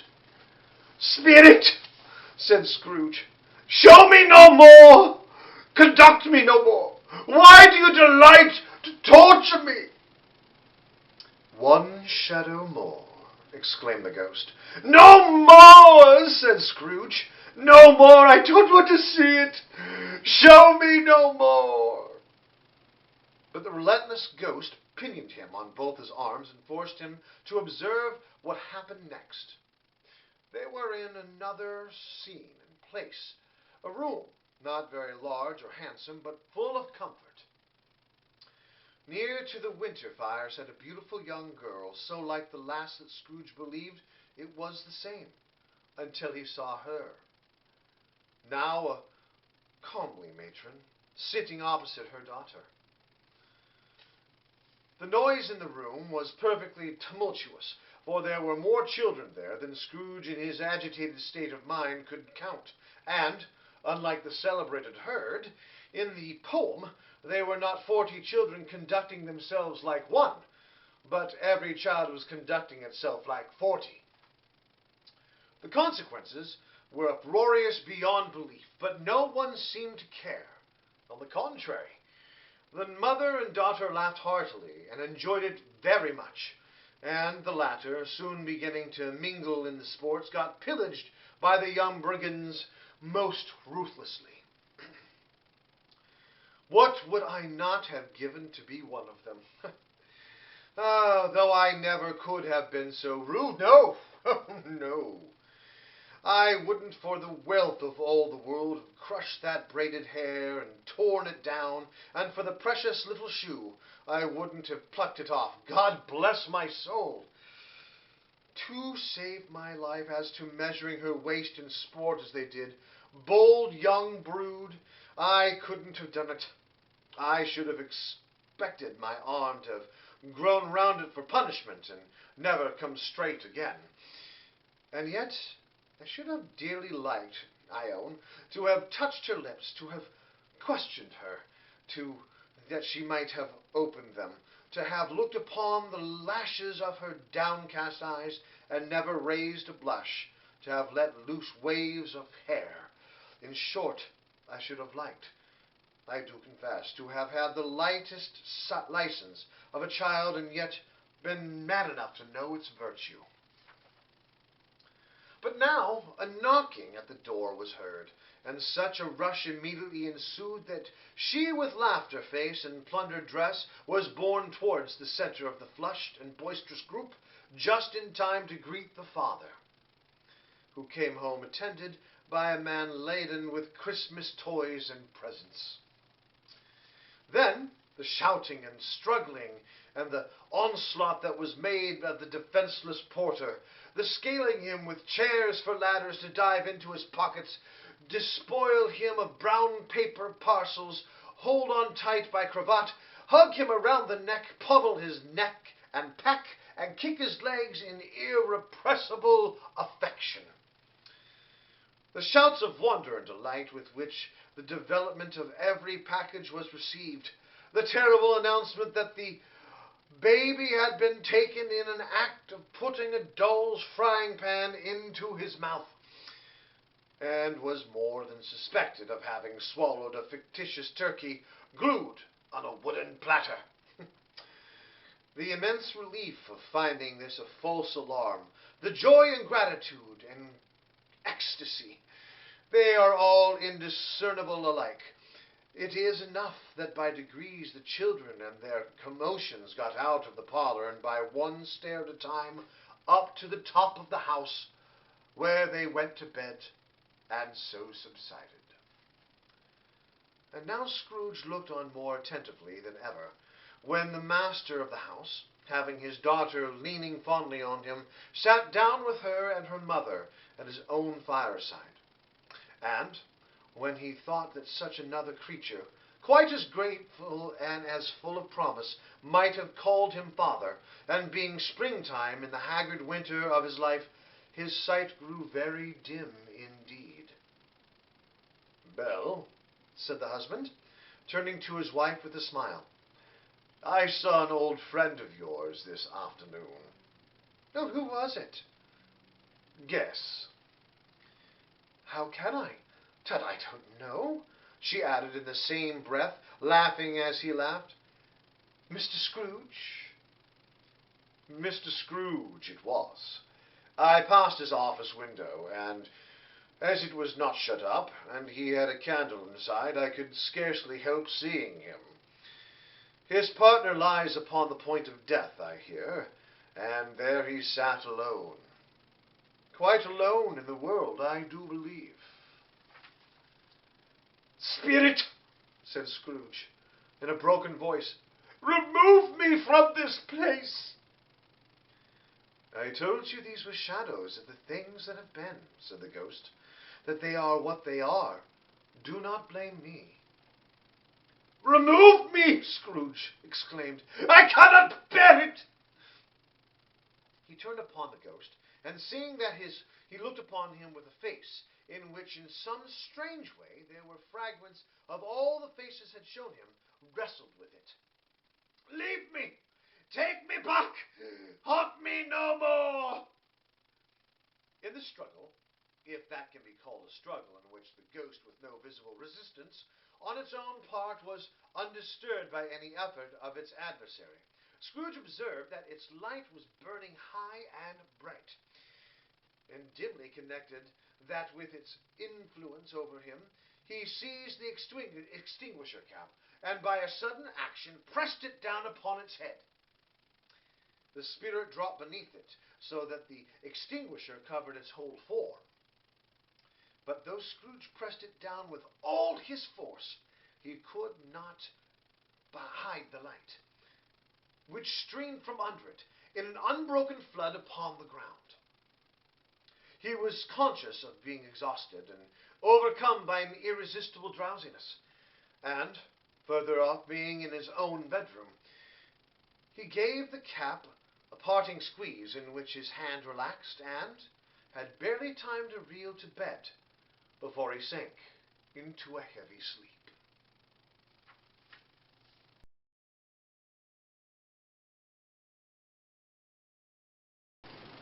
Chapter 3. The second of the three spirits. Awaking in the middle of a prodigiously tough snore, and sitting up in his bed to get his thoughts together, Scrooge had no occasion to be told that the bell was again upon the stroke of 1. He felt that he was restored to consciousness in the right nick of time for the special purpose of holding a conference with the second messenger dispatched to him through Jacob Marley's intervention. But, finding that he turned uncomfortably cold when he began to wonder which of his curtains this new spectre would draw back, he put them every one aside with his own hands, and, lying down again, established a sharp lookout all around the bed, for he wished to challenge this spirit on the moment of its appearance, and did not wish to be taken by surprise and made nervous. Gentlemen of the free and easy sort, who plume themselves on being acquainted with a move or two, and being unusually equal to the time of day, express the wide range of their capacity for adventures by observing that they are good for anything from pitch and toss to manslaughter. Between which opposite extremes, no doubt, there lies a tolerably wide and comprehensive range of subjects. Without venturing for Scrooge quite as heartily as I don't mind telling you to believe that he was ready for a good broad field of strange appearances, and that nothing between a baby and a rhinoceros would have astonished him very much. Now, being prepared for almost anything, he was not by any means prepared for nothing, and, consequently, when the bell struck 1, and no shape appeared, he was taken with a violent fit of trembling. 5 minutes, 10 minutes, a quarter of an hour went by, yet nothing came. All this time he lay upon his bed, the very core and center of the blaze of a ruddy light which streamed upon it when the clock proclaimed the hour, and which, being only light, was more alarming than a dozen ghosts, as he was powerless to make out what it meant or would be at, and was sometimes apprehensive that he might be at that very moment an interesting case of spontaneous combustion, without having a consolation of knowing it. At last, however, he began to think, as you or I would have thought at first, for it is always the person not in the predicament who knows what ought to have been done in it, and would unquestionably have done it too, at least I say. He began to think that the source and secret of his ghostly light might be in the adjoining room, from whence, on further tracing it, it seemed to shine. This idea taking full possession of his mind, he got up softly and shuffled in his slippers to the door. The moment Scrooge's hand was on the lock, a strange voice called him by his name, and bade him enter. He obeyed. It was his own room. There was no doubt about that, but it had undergone a surprising transformation. The walls and ceiling were so hung with living green that it looked a perfect grove, from every part of which bright gleaming berries glistened. The crisp leaves of holly, mistletoe, and ivy reflected back as the light, as if so many little mirrors had been scattered there, and such a mighty blaze went roaring up the chimney, as that dull petrification of a hearth had ever known in Scrooge's time, or Marley's for many and many a winter season gone. Heaped up upon the floor to form a kind of throne were turkeys, geese, game, poultry, brawn, great joints of meat, sucking pigs, long wreaths of sausages, mince pies, plum puddings, barrels of oysters, red-hot chestnuts, cherry cheeked apples, juicy oranges, luscious pears, immense 12th cakes, and seething bowls of punch that made the chamber dim with their delicious steam. In easy state upon this couch there sat a jolly giant, glorious to see, who bore a glowing torch in the shape not unlike Plenty's horn, and held it up, high up, to shed its light on Scrooge as he came peeping around the door. "Come in!" exclaimed the ghost. "Come in and know me better, man!" Scrooge entered timidly, and hung his head before the spirit. He was not the dog Scrooge he had been, and though its eyes were clear and kind, he did not like to meet them. "I am the ghost of Christmas Present," said the spirit. "Look upon me." Scrooge reverently did so. It was clothed in one simple deep green robe, or mantle, bordered with white fur. This garment hung so loosely on the figure that its capacious breast was bare, as if disdaining to be warded or concealed by any artifice. Its feet, observable beneath the ample folds of the garment, were also bare, and on its head it wore no other covering than a holly wreath set here and there with shining icicles. Its dark brown curls were long and free as its genial face, its sparkling eye, its open hand, its cheery voice, its unconstrained demeanor, and its joyful air. Girded round its middle was an antique scabbard, but no sword was in it, and the ancient sheath was eaten up with rust. "You have never seen the likes of me before," exclaimed the spirit. "Never," Scrooge made answer to it. "Have never walked forth with the younger members of my family, meaning, for I am very young, my elder brothers born these later years?" pursued the phantom. "I don't think I have," said Scrooge. "I am afraid I have not. Have you had many brothers, spirit?" "More than 1,800, said the ghost. "A tremendous family to provide for," muttered Scrooge. The ghost of Christmas Present rose. "Spirit," said Scrooge submissively, "conduct me where you will. I went forth last night on compulsion, and I learnt a lesson which is working now. Tonight, if you have aught to teach me, let me profit by it." "Touch my robe." Scrooge did as he was told, and held it fast. Holly, mistletoe, red berries, ivy, turkeys, geese, game, poultry, brawn, meat, pigs, sausage, oysters, pies, puddings, fruit, and punch all vanished instantly.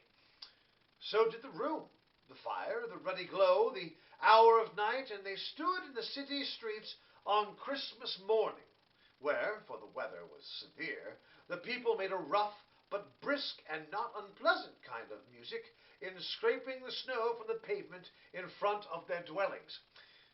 and from the tops of their houses, whence it was made delight to the boys to see it come plumping down into the road below and splitting into artificial little snowstorms. The house fronts looked black enough, and the windows blacker, contrasting with the smooth white sheets of snow upon the roofs, and with the dirtier snow upon the ground.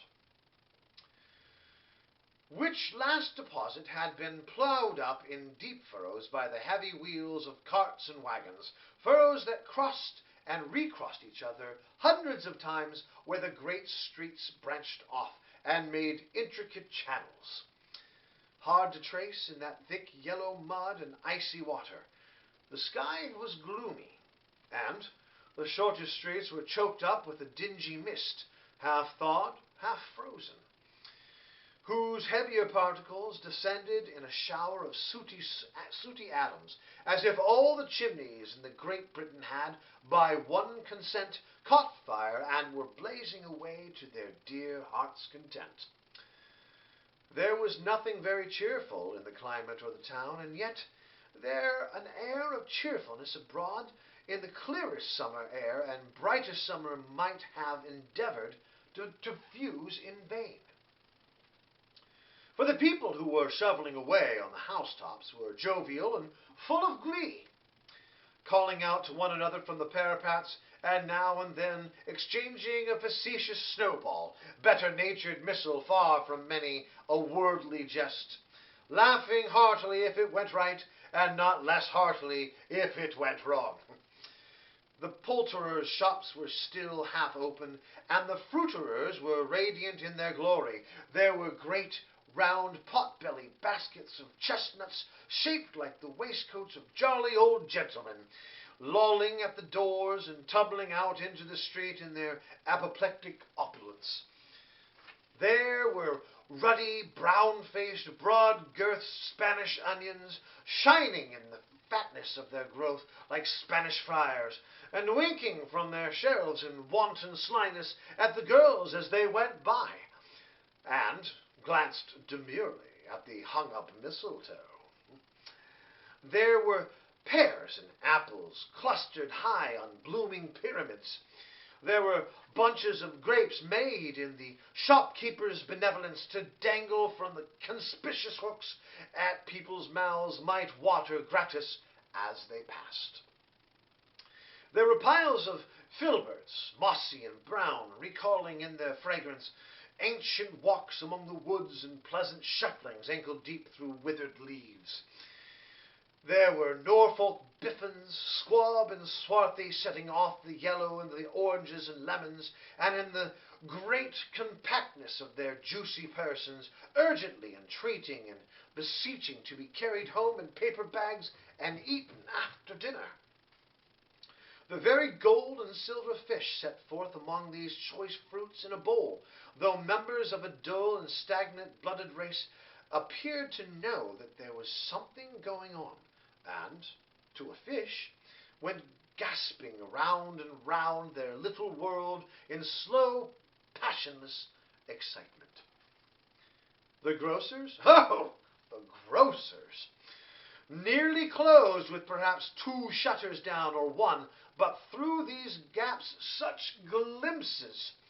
It was not alone that the scales descending on the counter made a merry sound, or that the twine and roller parted company so briskly, or the canisters rattled up and down like juggling tricks, or even that the blended scents of tea and coffee were so grateful to the nose, or even that the raisins were so plentiful and rare, the almonds so extremely white, the sticks of cinnamon so long and straight, the other spices so delicious, the candied fruits so caked and spotted with molten sugar as to make the coldest onlookers feel faint and subsequently bilious.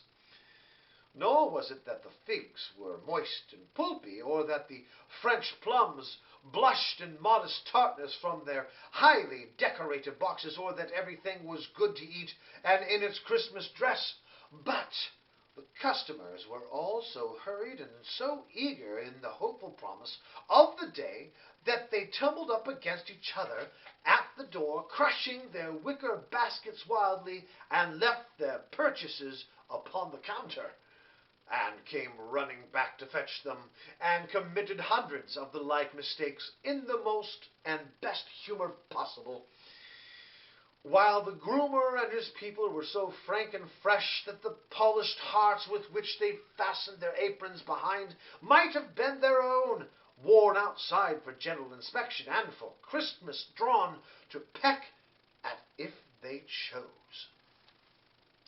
But soon the steeples called good people all to church and chapel, and away they came flocking through the streets in their best clothes, and with their gayest faces. And at the same time there emerged from scores of by-streets, lanes, and nameless turnings innumerable people carrying their dinners to their bakers' shops.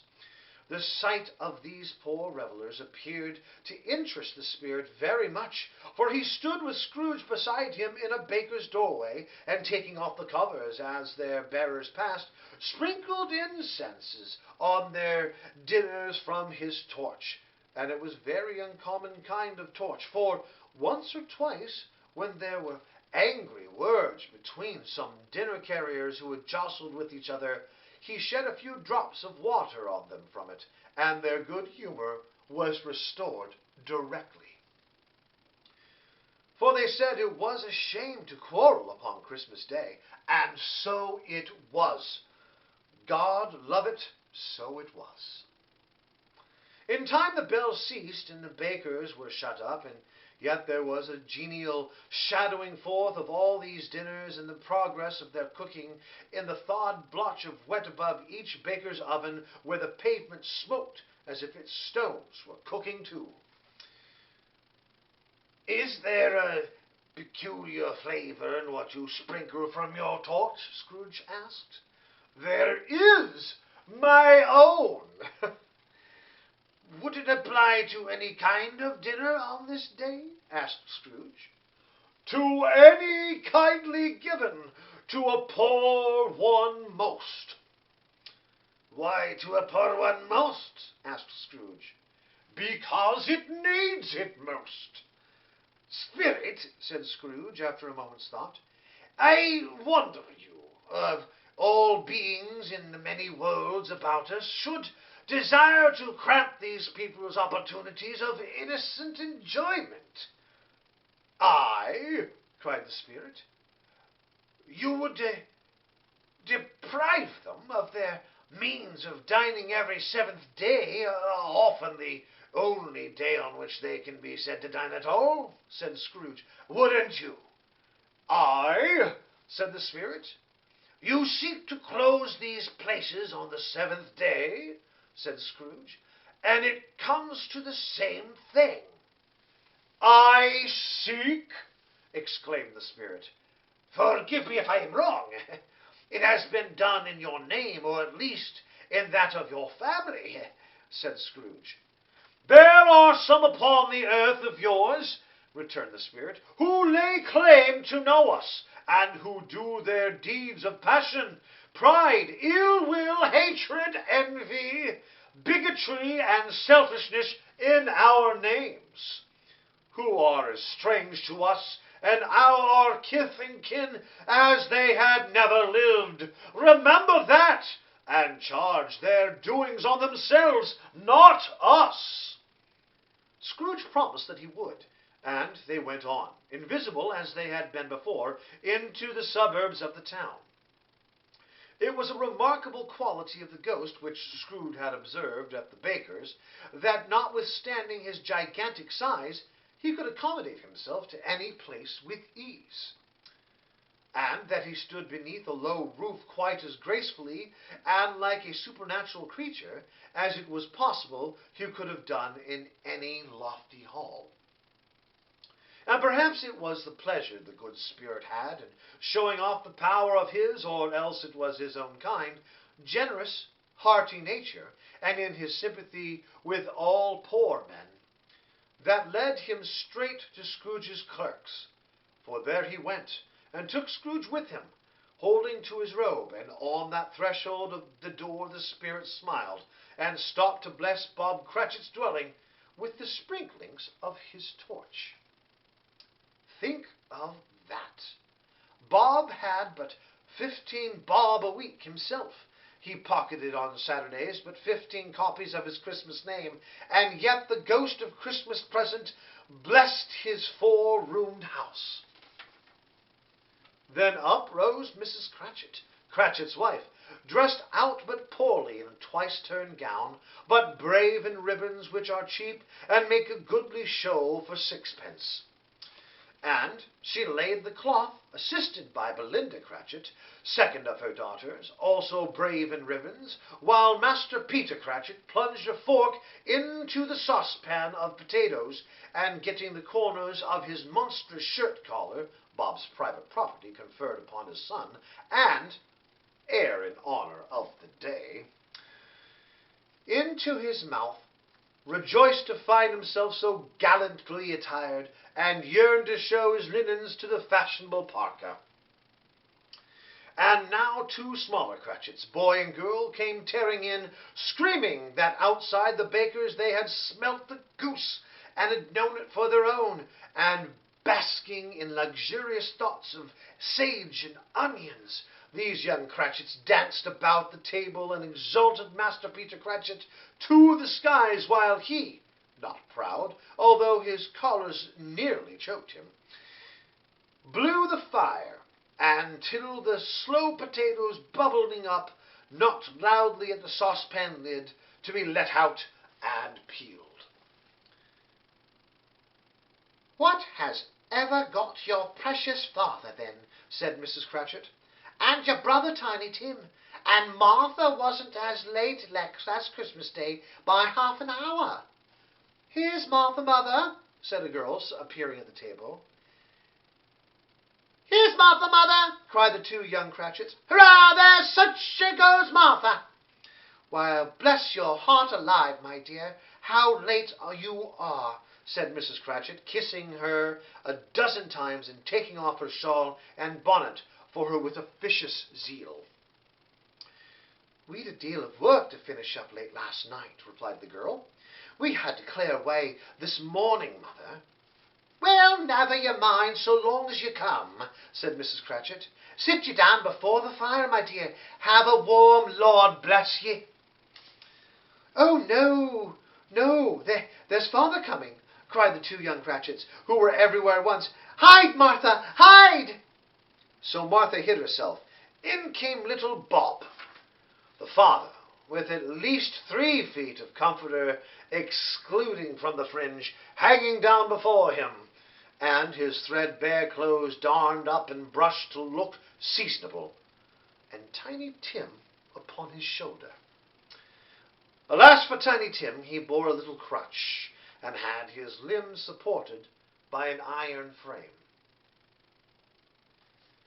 "Why, where's our Martha?" cried Bob Cratchit, looking around. "Not coming," said Mrs. Cratchit. "Not coming," said Bob, with a sudden decision in his high spirits, for he had been Tim's blood horse all the way from church, and had come home rampant. "Not coming upon Christmas Day." Martha didn't like to see him disappointed, if it were only in joke, so she came out prematurely from behind the closet door and ran into his arms, while the 2 young Cratchits hustled Tiny Tim and bore him off into the wash-house, that he might hear the pudding singing in the copper.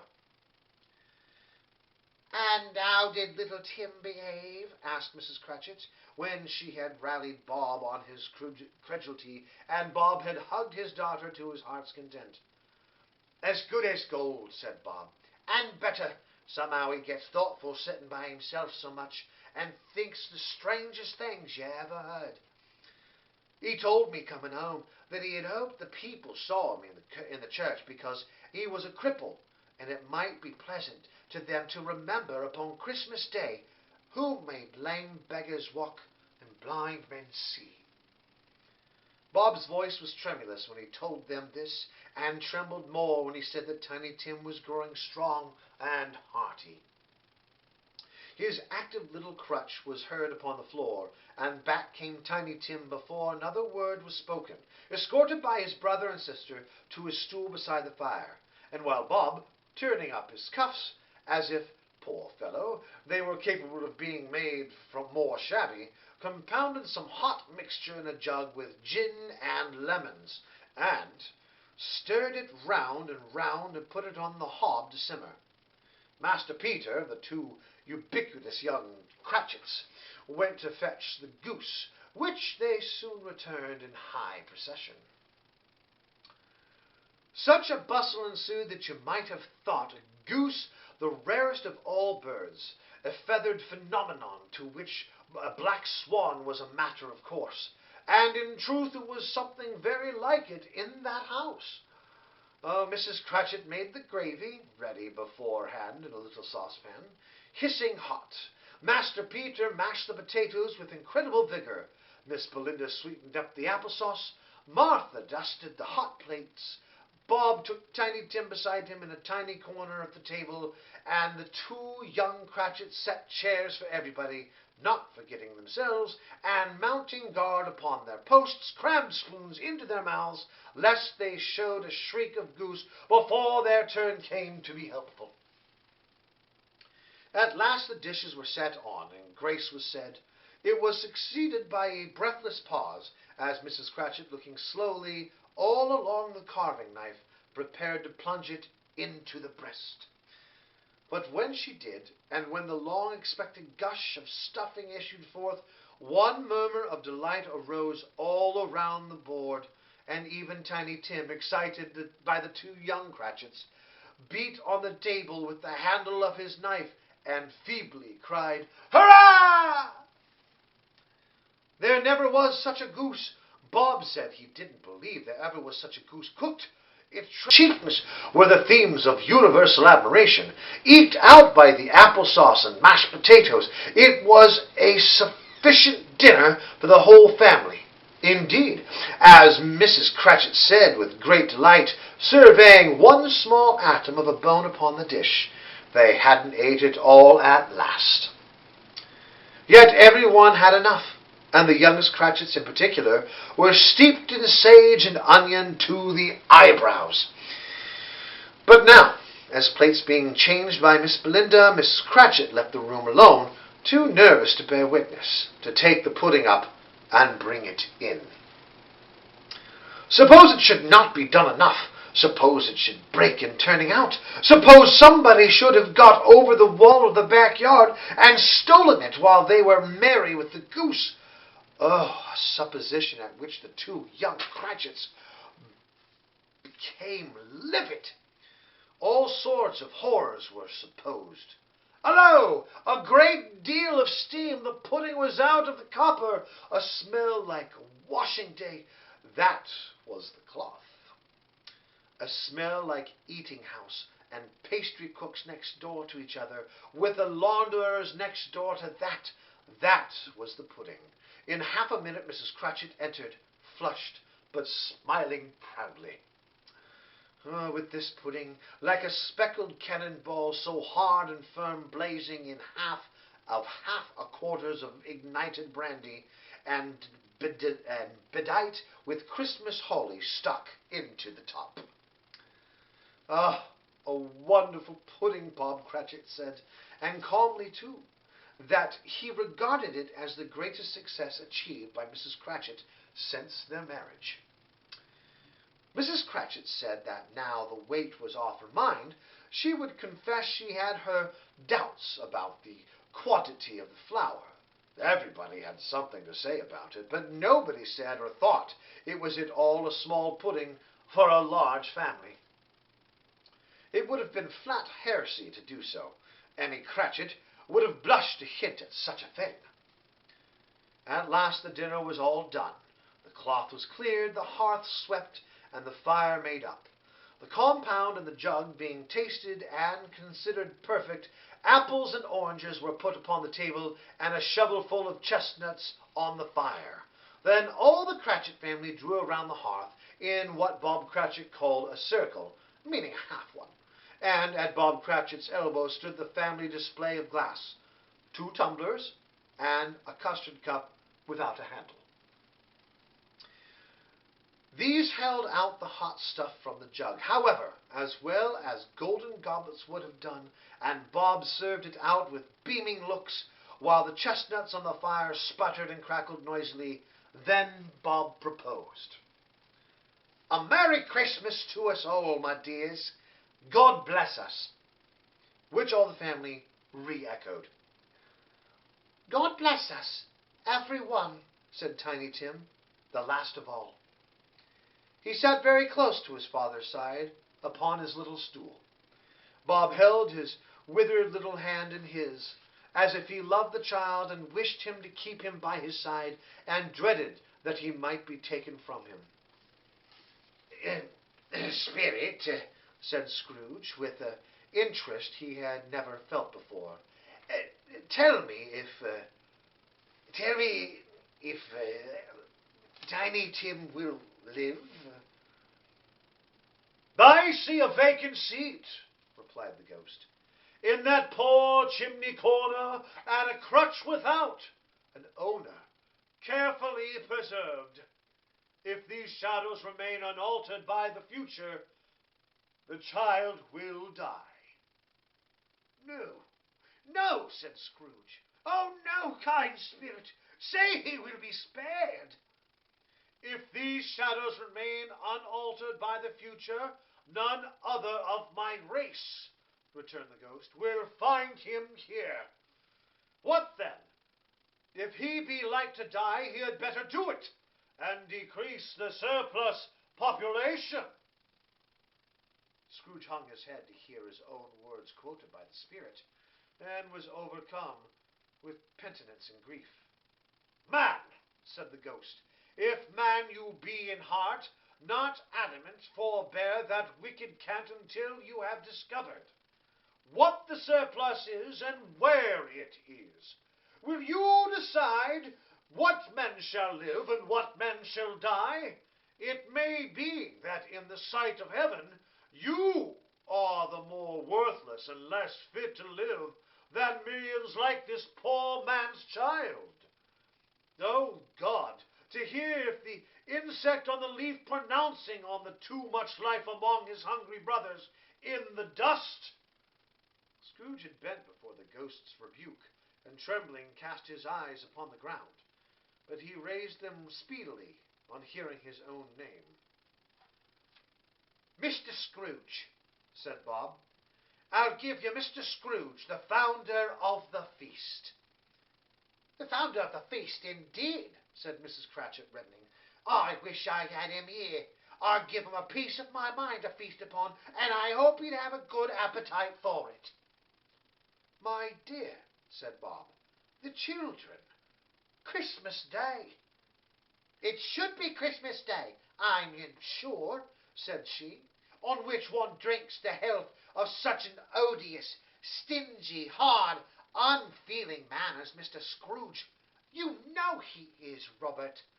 Nobody knows it better than you do, poor fellow." "My dear," was Bob's mild answer, "Christmas Day."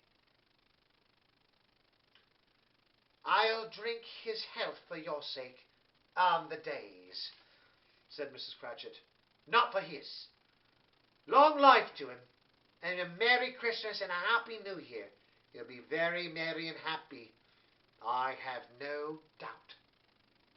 The children drank to the toast after her. It was the first of their proceedings which had not heartiness in it.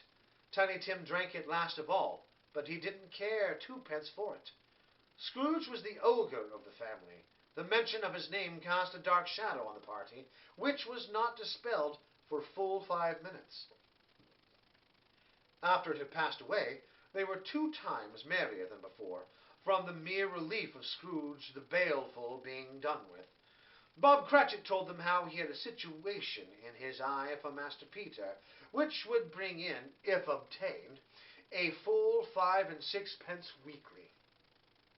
The 2 young Cratchits laughed tremendously at the idea of Peter's being a man of business, and Peter himself looked thoughtfully at the fire before between his colleagues, as if he were deliberating what particular investments he should favour when he came into the receipt of that bewildering income. Martha, who was a poor apprentice in a milliner's, then told them what kind of work she had to do, and how many hours she worked at a stretch, and how she meant to lie abed tomorrow morning for a good long rest. Tomorrow, being a holiday, she passed at home. Also, how she had seen a countess and a lord come days before, and how the lord was such a bout as tall as Peter, at which Peter pulled up his collar so high that you couldn't have seen his head if you had been there.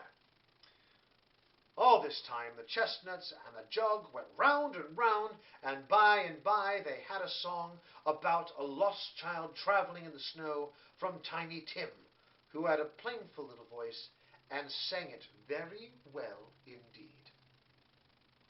There was nothing of high mark in this. They were not a handsome family. They were not well dressed. Their shoes were far from being waterproof. Their clothes were scanty, and Peter might have known, and very likely did, the inside of a pawnbroker's. But they were happy, grateful, pleased with one another, and contented with the time. And when they faded and looked happier yet in the bright sprinklings of the Spirit's torch at parting, Scrooge had his eyes upon them, and especially on Tiny Tim, until the last. By this time it was getting dark, and the snowing pretty heavily. And as Scrooge and the Spirit went along the streets, the brightness of the roaring fires in kitchens, parlours, and all sorts of rooms was wonderful. Here the flickering of the blaze showed preparations for a cosy dinner, with hot plates baking through and through before the fire, and deep red curtains ready to be drawn to shut out cold and darkness. There all the children of the house were running out into the snow to meet their married sisters, brothers, cousins, uncles, aunts, and to be the first to greet them. Here again were shadows on the window blind of guests assembling, and there a group of handsome girls, all hooded and fur-booted, and all chattering at once, tripped lightly off to some near neighbour's house, where, woe upon the single man who saw them enter, artful witches. Well they knew it in a glow. But if you had judged them from the numbers of people on their way to friendly gatherings, you might have thought that no one was at home to give them welcome when they got there. Instead of every house expecting company and piling up its fires half chimney high, blessings on it, how the ghost exulted! How it was bared its breadth of breast, and opened its capacious palm, and floated on, outpouring with a generous hand its bright and harmless mirth on everything within its reach.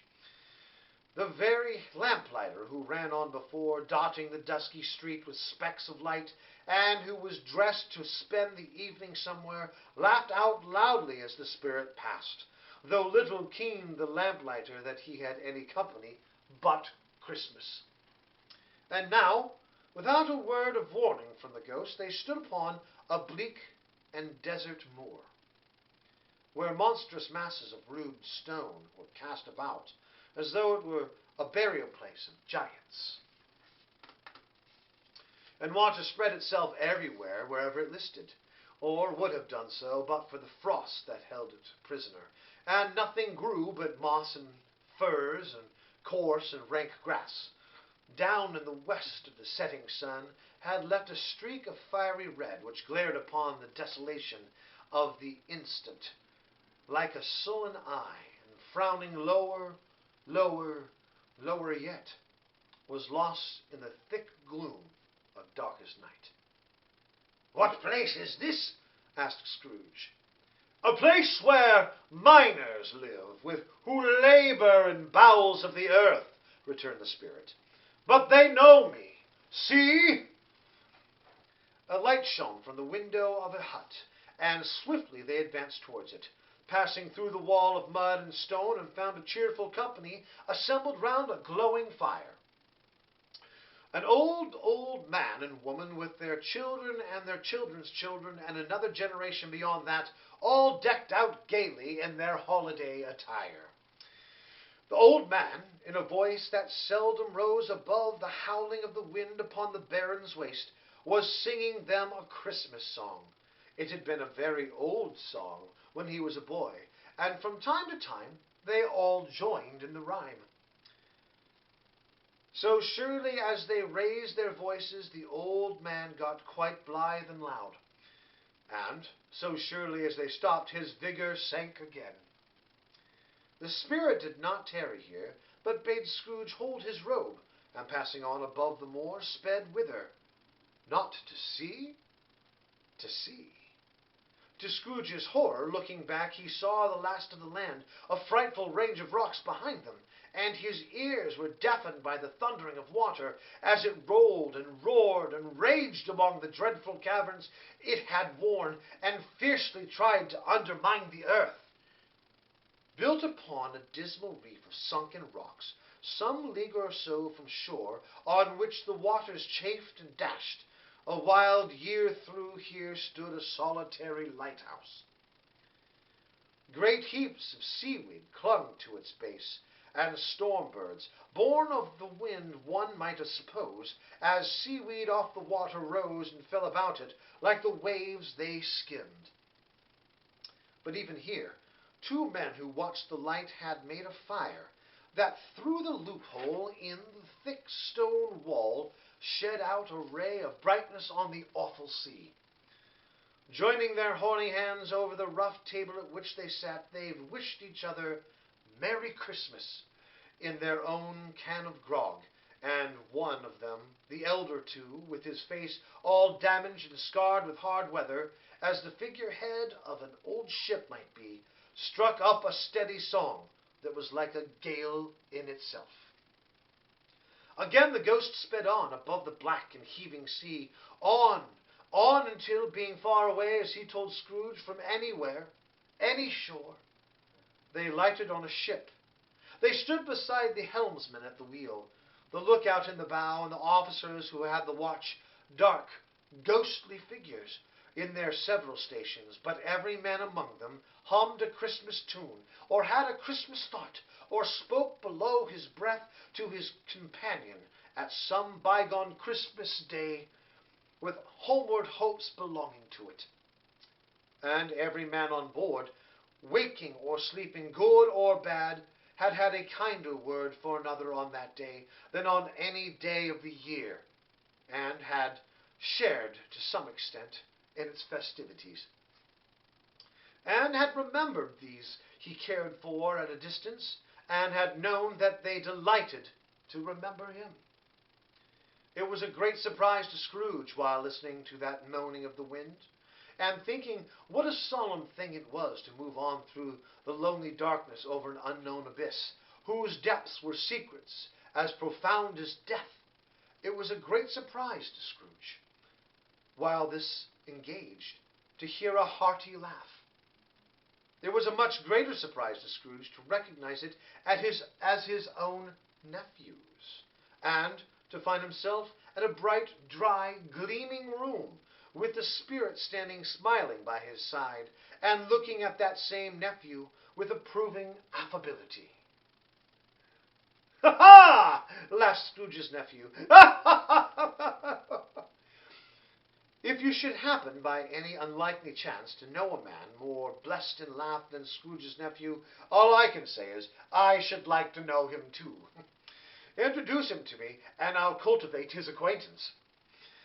It is a fair, even-handed, noble adjustment of things, that while there is an infection in disease and sorrow, there is nothing in the world so irresistibly contagious as laughter and good humor."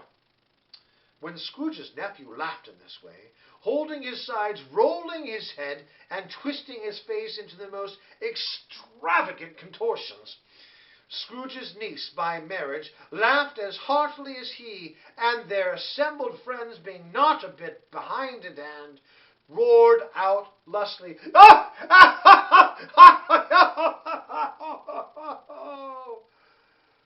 He said that Christmas was a humbug, as I live, cried Scrooge's nephew. He believed it too. More shame for him, Fred, said Scrooge's niece indignantly. Bless those women, they never do anything by halves. They are always in earnest. She was very pretty, exceedingly pretty, with a dimpled, surprised-looking capital face, a ripe little mouth that seemed made to be kissed, as no doubt it was. All kinds of good little dots about her chin that melted into one another when she laughed, and the sunniest pair of eyes you ever saw in any little creature's head. Altogether, she was what you would have called provoking, you know, but satisfactory, too. Oh, perfectly satisfactory. Here's a comical old fellow, said Scrooge's nephew. That's to the truth, and not so pleasant as he might be. However, his offences carry their own punishment, and I have nothing to say against him. I am sure he is very rich, Fred, hinted Scrooge's niece. At least you always told me so. What of that, my dear, said Scrooge's nephew. His wealth is of no use to him. He doesn't do any good with it. He don't make himself comfortable with it. He hasn't the satisfaction of thinking that he is ever going to benefit us with it. I have no patience with him, observed Scrooge's niece. Scrooge's niece's sisters and all the other ladies expressed the same opinion. Oh, I have, said Scrooge's nephew. I am sorry for him.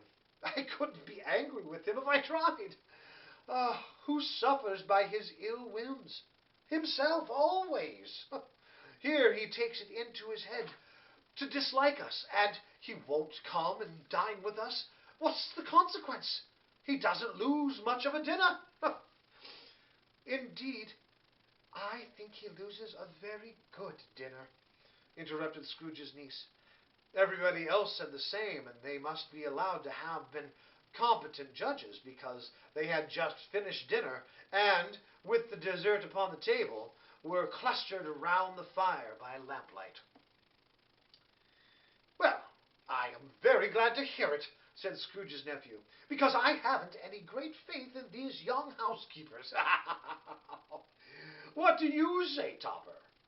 Topper had clearly got his eye upon one of Scrooge's niece's sisters, for he had answered that a bachelor was a wretched outcast who had no right to express an opinion on the subject. He who, whereat Scrooge's niece's sister, the plump one with the lace tucker, not the one with the roses, blushed. Do go on, Fred, said Scrooge's niece, clapping her hands. He never finishes what he begins to say. He is such a ridiculous fellow. Scrooge's nephew revelled in another laugh, and, as it was impossible to keep the infectious off, though the plump sister tried hard to do it with aromatic vinegar, his example was unanimously followed. I was only going to say, said Scrooge's nephew, that the consequence of his taking a dislike to us and not making merry with us is, I think, that he loses some pleasant moments, which could do him no harm. I am sure he loses pleasanter companions than he can find in his own thoughts, either in his mouldy old office or in his dusty chambers. I mean to give him the same chance every year, whether he likes it or not. For I pity him. He may rail at Christmas till he dies, but he can't help thinking better of it. I defy him. If he finds me going there in good temper year after year and saying, Uncle Scrooge, how are you? If it only puts him in the vein to leave his poor clerk £50, that's something. And I think I shook him yesterday. It was their turn to laugh now at the notion of his shaking Scrooge, but being thoroughly good-natured, and not much caring in what they laughed at, so that they laughed at any rate, he encouraged them in their merriment, and passed the bottle joyously. After tea they had some music, for they were a musical family, and knew that they were about when they sung a glee or catch, I can assure you, especially Topper, who could growl away in the bass like a good one, and never swell the large veins in his forehead, or get red in the face over it. Scrooge's niece played well upon the harp, and played among other tunes in simple little air, a mere nothing you might learn to whistle at it in 2 minutes, which had been familiar to the child who fetched Scrooge from the boarding school, as he had been reminded by the ghost of Christmas past. When this strain of music sounded, all the things that Ghost had shown him came upon his mind. He softened more and more, and thought that if he could have listened to it often, years ago, he might have cultivated the kindness of life for his own happiness with his own hands, without resorting to the sexton's spade that buried Jacob Marley. But they didn't devote the whole evening to music. After a while they played at forfeits, for it is good to be children sometimes, and never better than at Christmas, when its mighty founder was chief himself. Stop! There was first a game at Blindman's Buff. Of course there was, and I no more believe Topper was really blind than I believe he had eyes to his boots. My opinion is that it was done thing between him and Scrooge's nephew, and that the ghost of Christmas present knew it. The way he went after that plump sister and the lace tucker was an outrage on the credulity of human nature. Knocking down the fire irons, tumbling over the chains, bumping up against the piano, smothering himself among the curtains. Wherever she went, there went he. He always knew where the plump sister was. He wouldn't catch anybody else. If you had fallen up against him, as some of them did, he stood there. He would have made a feint of endeavoring to seize you, which would have been an affront to your understanding, and would instantly have sidled off into the direction of the plump sister. She often in the direction cried out that it wasn't fair, and it truly was not. But when at last he caught her, when in spite of all her silken rustlings, her rapid flutterings past him, she got into a corner whence there was no escape. Then his conduct was the most execrable. For his pretending not to know her, his pretending that it was necessary to touch her headdress, and further to assure himself her identity by pressing a certain ring upon her finger, and a certain vile monstrous. No doubt she told him her opinion of it, when, another blind man being in office, they were so very confidential together, behind the curtains. Scrooge's niece was not one of the blind man's bluff party, but was made comfortable with a large chair and a footstool in a snug corner, where the ghost and Scrooge were close behind her. But she joined in the forfeits, and loved her love to admiration with all the letters of the alphabet.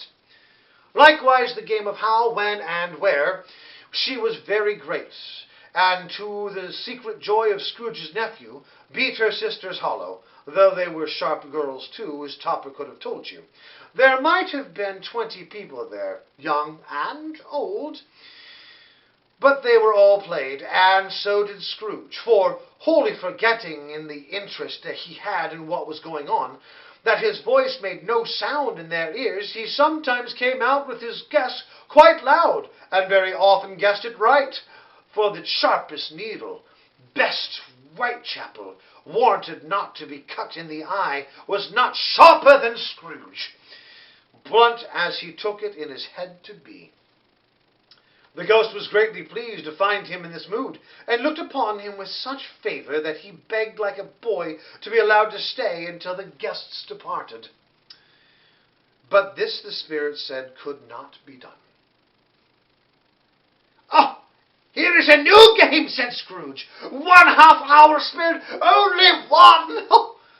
It was a game called Yes and No, where Scrooge's nephew had to think of something, and the rest of them must find out what, he only answering to their questions yes or no as the case was. The brisk fire of questioning to which he was exposed elicited from him that he was thinking of an animal, a live animal, rather disagreeable animal, a savage animal, and an animal that growled and grunted sometimes, and talked sometimes, and lived in London, and walked about the streets, and wasn't made a show of, and wasn't led by anybody, and didn't live in a menagerie, and was never killed in a market, and was not a horse, nor an ass, nor a cow, or a bull, or a tiger, or a dog, or a pig, or a cat, or a bear. At every fresh question that was put to him, his nephew burst into a fresh roar of laughter, and was so inexpressibly tickled that he was obliged to get up off the sofa and stamp. At last the plump sister, falling into a similar state, cried out, "I have found it out! I know what it is, Fred! I know what it is!" "Well, what is it?" cried Fred. "It's your Uncle Scrooge!" When it certainly was. Admiration was universal as sentiment, though some objected that the reply to, "Is it a bear?" ought to have been "Yes," inasmuch as an answer in the negative was sufficient to have diverted their thoughts from Mr. Scrooge, supposing that they had ever any tendency that way. "Oh, he has given us plenty merriment, I am sure," said Fred, "and it would be ungrateful not to drink to his health. Here is a glass of mulled wine ready in our hand at the moment, and I say, Uncle Scrooge." "Well, Uncle Scrooge," they all cried. "A Merry Christmas and a Happy New Year to the old man, wherever he is," said Scrooge's nephew. "He wouldn't take it from me, but may he have it nevertheless. Uncle Scrooge." Uncle Scrooge had imperceptibly become so gay and light of heart that he would have pledged the unconscious company in return, and thanked them in an inaudible speech, if the ghost had given him time. But the whole scene passed off the breath in the heart of the last words spoken by his nephew, and the spirit and he were again on their travels. Much they saw and far they went, and many homes they visited, but always with a happy end. The spirit stood beside sick beds, and they were cheerful. On foreign lands, and they were close at home. By struggling men, and they were patient in their greater hope. By poverty, and it was rich. In almshouse, hospital, and jail, in misery's every refuge, where vain man in his little brief authority had not made fast the door and barred the spirits out, he left his blessing and taught Scrooge his precepts. It was a long night, if it were only a night, but Scrooge has his doubts about this, because the Christmas holidays appeared to be condensed into the space of time they passed together. It was strange, too, that while Scrooge remained unaltered in his outward form, the ghost grew older, clearly older. Scrooge had observed this change, but never spoke of it, until they had left a children's 12th night party, when, looking at the spirit as they stood together in an open place, he noticed that its hair was grey. "Are spirits' lives so short?" asked Scrooge. "My life upon this globe is very brief," replied the ghost. "It ends tonight." "Tonight?" cried Scrooge. "Tonight at midnight. Hark! The time is drawing near." The chimes were ringing in 11:15 at that moment. "Forgive me if I am not justified in what I ask," said Scrooge, looking intently at the spirit's robe. "But I see something strange, and not belonging to yourself, protruding from your skirt. Is it a foot, or a claw? It might be a claw, for the flesh there is upon it, was the spirit's sorrowful reply. Look here. From the foldings of its robe it brought 2 children, wretched, abject, frightful, hideous, and miserable. They knelt down at its feet and clung upon the outside of its garment. Oh, man, look here! Look! Look down here! Exclaimed the ghost. They were a boy and a girl, yellow, meager, ragged, scowling and wolfish, but prostrate, too, in their humility. Where graceful youth should have filled the features out and touched them with its freshest tints, a stale and shriveled hand, like that of age, had pinched and twisted them and pulled them into shreds. Where angels might have sat enthroned, devils lurked and glared out menacing. No change, no degradation, no perversion of humanity. In any grave, through all the mysteries of wonderful creation, had monsters half so horrible and dread. Scrooge started back, appalled, having them shown to him in this way. He tried to say they were fine children, but the words choked themselves rather than being parties to a lie which enormous magnitude. Spirit, are they yours? Scrooge could say no more. They are man's, said Spirit, looking down upon them, and they cling to me, appealing from their fathers. This boy is ignorance. This girl is want. Beware them both in all their degree, but most of all beware this boy. For on his brow I see that written which is doom, unless the writing be erased. Deny it, cried the Spirit, stretching out his hand towards the city. Slander those who tell it, yea, admit it for your facetious purposes, and make it worse, and bide the end. Have they no refuge or resource? Cried Scrooge. Are there no prisons? Said the Spirit, turning on him for the last time with his own words. Are there no workhouses? The bell struck 12. Scrooge looked about him for the ghost, and saw it not. As the last stroke ceased to vibrate, he remembered the prediction of old Jacob Marley, and lifting up his eyes, beheld a solemn phantom, draped and hooded, coming like a mist along the ground towards him.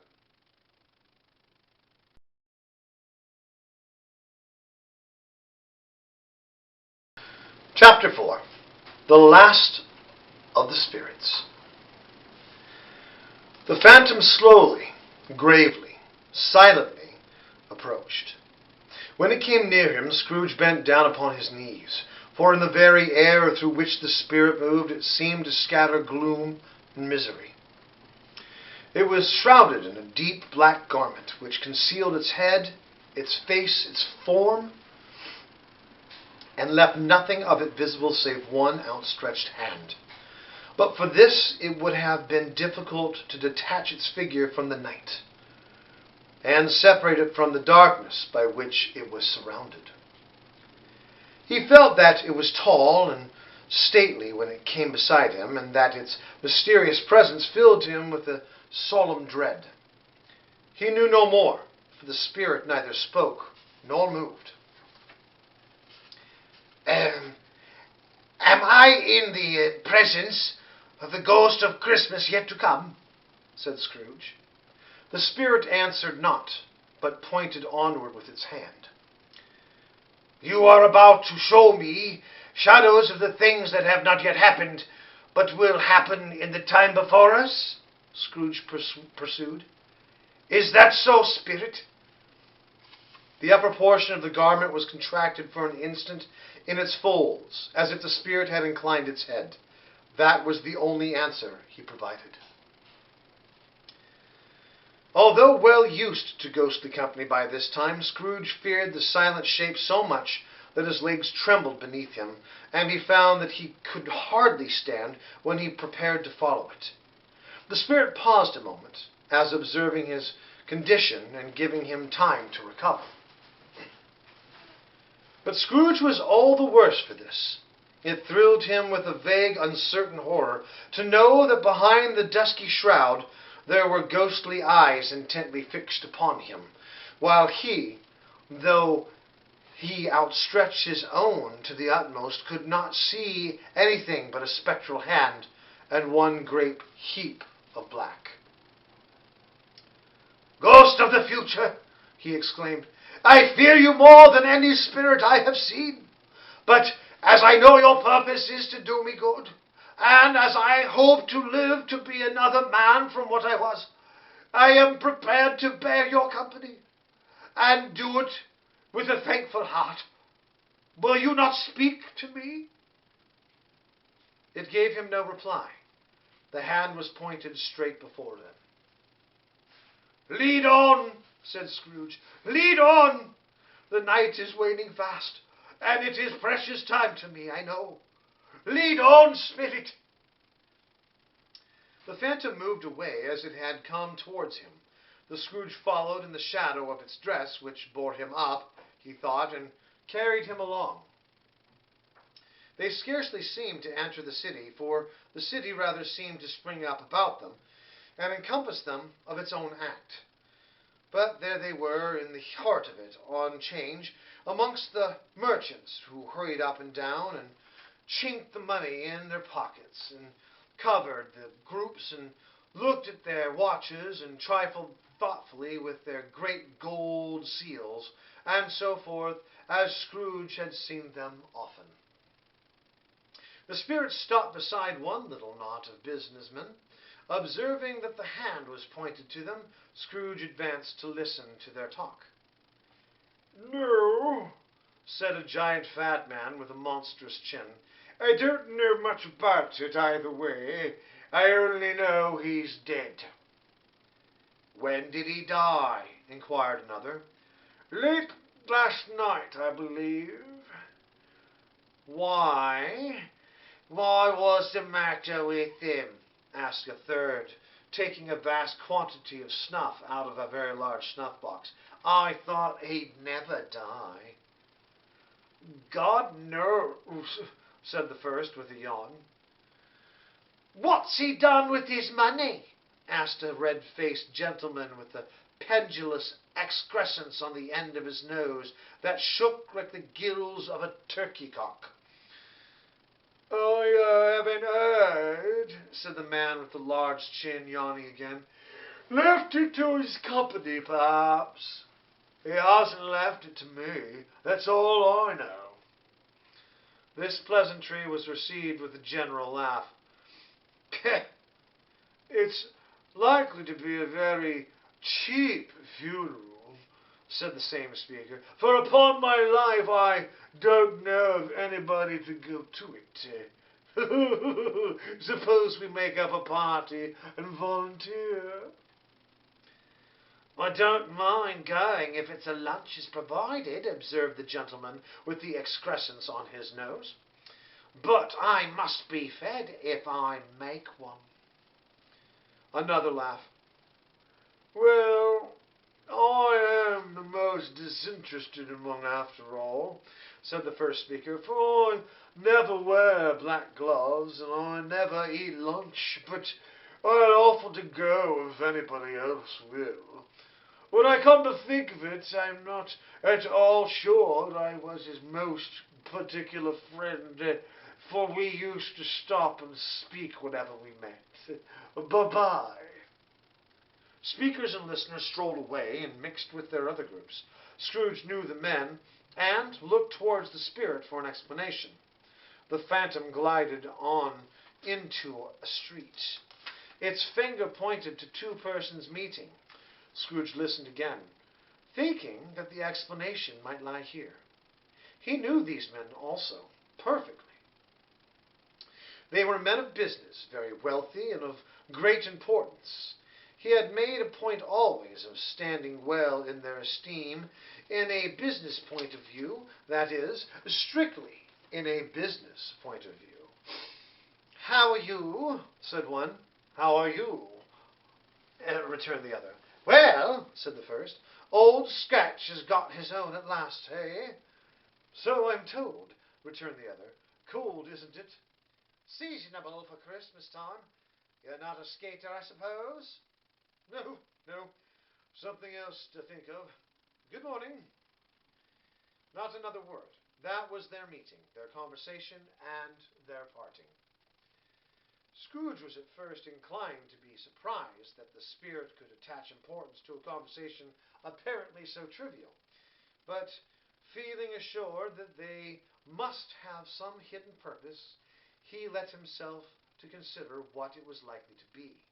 They could scarcely be supposed to have any bearing on the death of Jacob, his old partner, for that was past, and this ghost province was in the future.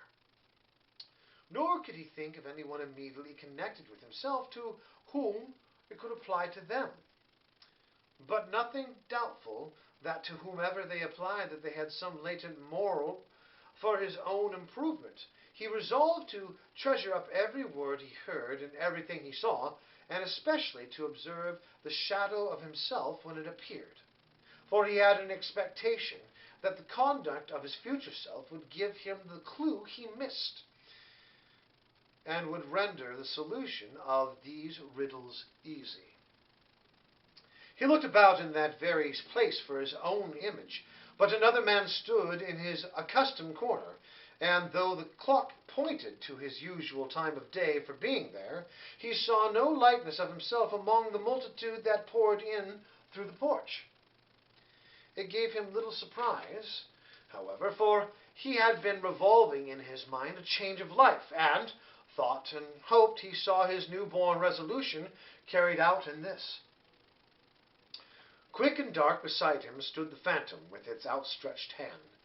When he roused himself from the thoughtful quest, he fancied from the turn of the hand and its situation in reference to himself that the unseen eyes were looking at him keenly.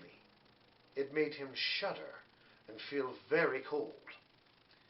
They left that busy scene and went into an obscure part of town where Scrooge had never penetrated before, although he recognized its situation and its bad repute. The ways were foul and narrow, and the shops and houses wretched. The people half naked, drunken, slipshod, ugly.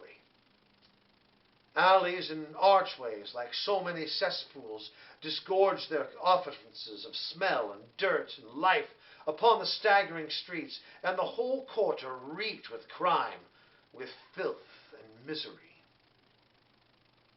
Far in the den of an infamous resort there was a low-browed beetling shop below a penthouse roof, where iron, old rags, bottles, bones, and greasy offal were bought. Upon the floor within were piles and heaps of rusty keys, nails, chains, hinges, files, scales, weights, and refuse iron of all kinds. Secrets that few would like to be scrutinized here were bred and hidden in mountains of unseemly rags, masses of corrupted fats, and sepulchres of bones.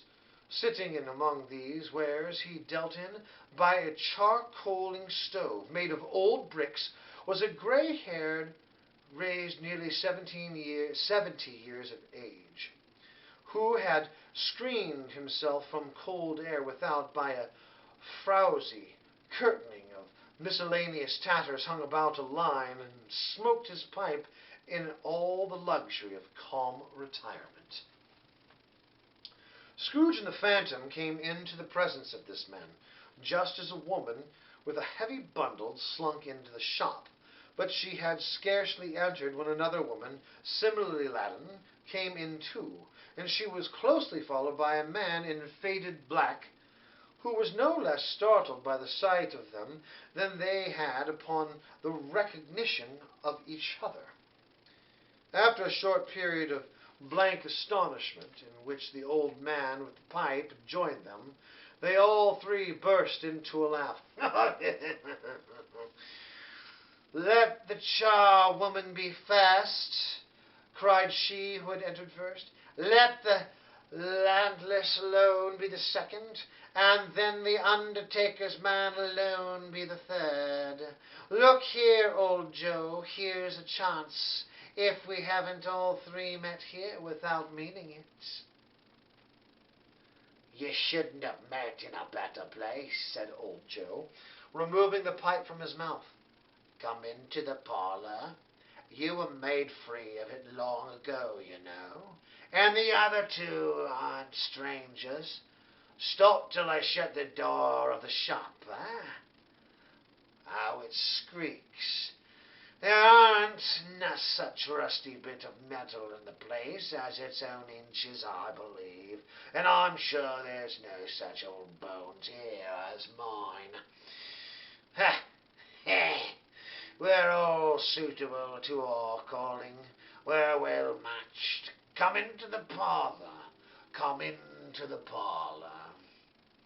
The parlour was a space behind the screen of rags. The old man raked the fire together with an old stair rod, and having trimmed his smoky lamp, for it was night, with the stem of his pipe, put it in his mouth again.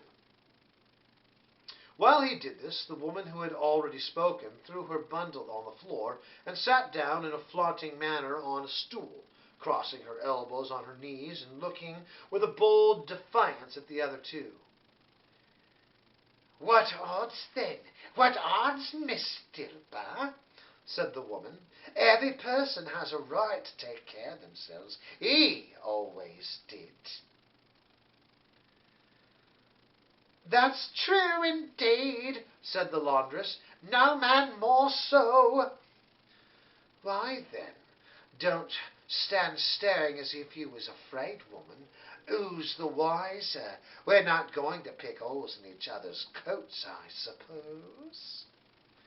"No, indeed," said Miss Dilber and the man together. "We should hope not." "Very well, then," cried the woman. "That's enough. Who's the worse for the loss of a few things like these? Not a dead man, I suppose?" "No, indeed," said Miss Dilber, laughing. "If he wanted to keep them after he was dead, a wicked old screw," pursued the woman, "why wasn't he natural in his lifetime? He had been, if he had had somebody to look after him when he was struck with death, instead of lying grasping out his last there, alone by himself." "It's the truest word that ever was spoke," said Miss Dilber. "It's a judgment on him." "I wish it was a little heavier judgment," replied the woman, "and it should have been, you may depend upon it, if I could have laid my hands on anything else. Open that bundle, old Joe, and let me know the value of it. Speak out plain. I'm not afraid to be the first, nor afraid for them to see it. We knew pretty well what we were helping ourselves before we met here, I believe. It's no sin. Open the bundle, Joe." But the gallantry of her friends would not allow of this, and the man in faded black, mounting the breach first, produced his plunder. It was not extensive. A seal or two, a pencil case, a pair of sleeve buttons, and a brooch of no great value were all. They were severely examined and appraised by old Joe, who chalked the sum he was disposed to give for each upon the wall, and added them up into a total when he found that there was nothing more to come. "That's your account," said Joe, "and I wouldn't give another sixpence if I was to be boiled for not doing it. Who's next?" Mrs. Dilber was next. Sheets and towels, a little wearing apparel, 2 old-fashioned silver teaspoons, a pair of sugar tongs, and a few boots. Her account was stated on the wall in the same manner. "I always give too much to ladies. It's a weakness of mine, and that's the way I ruin myself," said old Joe. That's your account. If you asked me for another penny, and me do it an open question, I'd report to being so liberal and knock off half a crown. And now unto my bundle, Joe, said the first woman. Joe went down on his knees for the greater convenience of opening it, and having unfastened a great many knots, dragged out a large and heavy roll of some dark stuff. "What do you call this?" said Joe. "Bed curtains?" "Ah," returned the woman, laughing and leaning forward on her crossed arms. "Bed curtains. You don't mean to say you took 'em down, rings and all, with him lying there?" said Joe. "Yes, I do," replied the woman. "Why not? "You were born to make your fortune," said Joe, "and you'll certainly do it." "I certainly shan't hold my hand when I can get anything in it by reaching it out, for the sake of such a man as he was, I promise you, Joe," returned the woman coolly. "Don't stop that oil upon the blankets now." "His blankets?" asked Joe. "Who else's, do you think?" replied the woman. "He isn't likely to take cold without 'em, I say." "I hope he didn't die of anything catching, eh?" said old Joe, stopping in his work and looking up. "Don't you be afraid of that," returned the woman. "I ain't so fond of his company that I'd loiter around him for such things if he did. You may look through that shirt till your eyes ache, but you won't find a hole in it, nor a threadbare place. It's the best he had, and a fine one, too. They'd have wanted it if he hadn't been for me." "What do you call wasting of it?" asked old Joe. "Putting him on it to be buried in, to be sure," replied the woman with a laugh. "Somebody was fool enough to do it, but I took it off again. If calico ain't good enough for such a purpose, it isn't good enough for anything. It's quite as becoming to the body. He can't look uglier than he did in that one." Scrooge listened to this dialogue in horror, as they sat grouped about their spoil in the scanty light afforded by the old man's lamp. He viewed them with a detestation and disgust which could hardly have been greater, though they had been obscene demons marketing the corpse itself.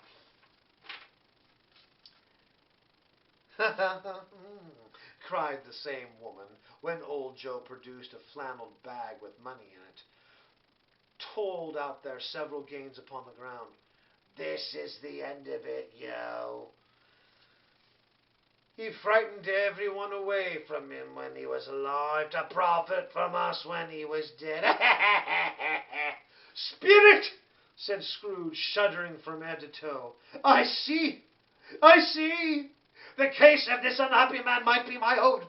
My life tends that way now. Merciful heaven, what is this?"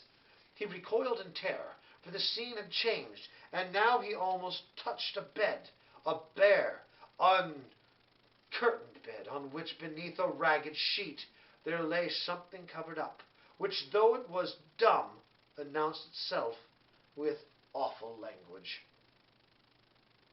The room was very dark, too dark to be obscured with any accuracy, though Scrooge glanced around it in obedience to a secret impulse, anxious to know what kind of room it was. A pale light, rising in the outer air, fell straight upon the bed, and on it, plundered and bereft, unwatched, unwept, uncared for, was the body of this man. Scrooge glanced towards the phantom. Its steady hand pointed to the head. The cover was so carelessly adjusted that the slightest raising of it, the motion of a finger upon Scrooge's part, would have disclosed the face. He thought of it, felt how easy it would be to do, and longed to do it, but had no more power to withdraw the veil than to dismiss the spectre at his side. O cold, cold, rigid, dreadful death, set up thine altar here, and dress it with such terrors as thou hast at thy command. For this is thy dominion, but of the loved, revered, and honored head, then canst not turn one hair to thy dread purposes, or make one feature odious. It is not that the hand is heavy and will fall down when released. It is not that the heart and pulse are still, but that the hand was open, generous, and true. The heart brave, warm, and tender, and the pulse a man's. Strike, shadow, strike! And see his good deeds springing from the wound, to sow the wound with life immortal. No voice pronounced these words in Scrooge's ears, and yet he heard them when he looked upon the bed. He thought, if this man could be raised up now, what would his foremost thoughts be? Avarice, hard dealing, griping cares? They had brought him to a rich end, truly. He lay in the dark, empty house, with not a man, a woman, or a child, to say he was kind to me in this or that, and for the memory of one kind word, I will be kind to him. A cat was tearing at the door, and there was a sound of gnawing rats beneath the hearthstone. What if they wanted in the room of death, and why they wanted to be so restless and disturbed, Scrooge did not dare to think. "Spirit," he said, "this is a fearful place. In leaving it, I shall not leave its lesson. Trust me.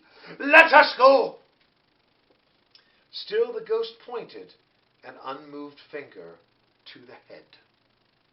"I understand you," Scrooge returned, "and I would do it if I could, but I have not the power, Spirit. I have not the power." Again it seemed to look upon him. "If there is any person in this town who feels emotion caused by this man's death," said Scrooge, quite agonized, "show that person to me. Spirit, I beseech you."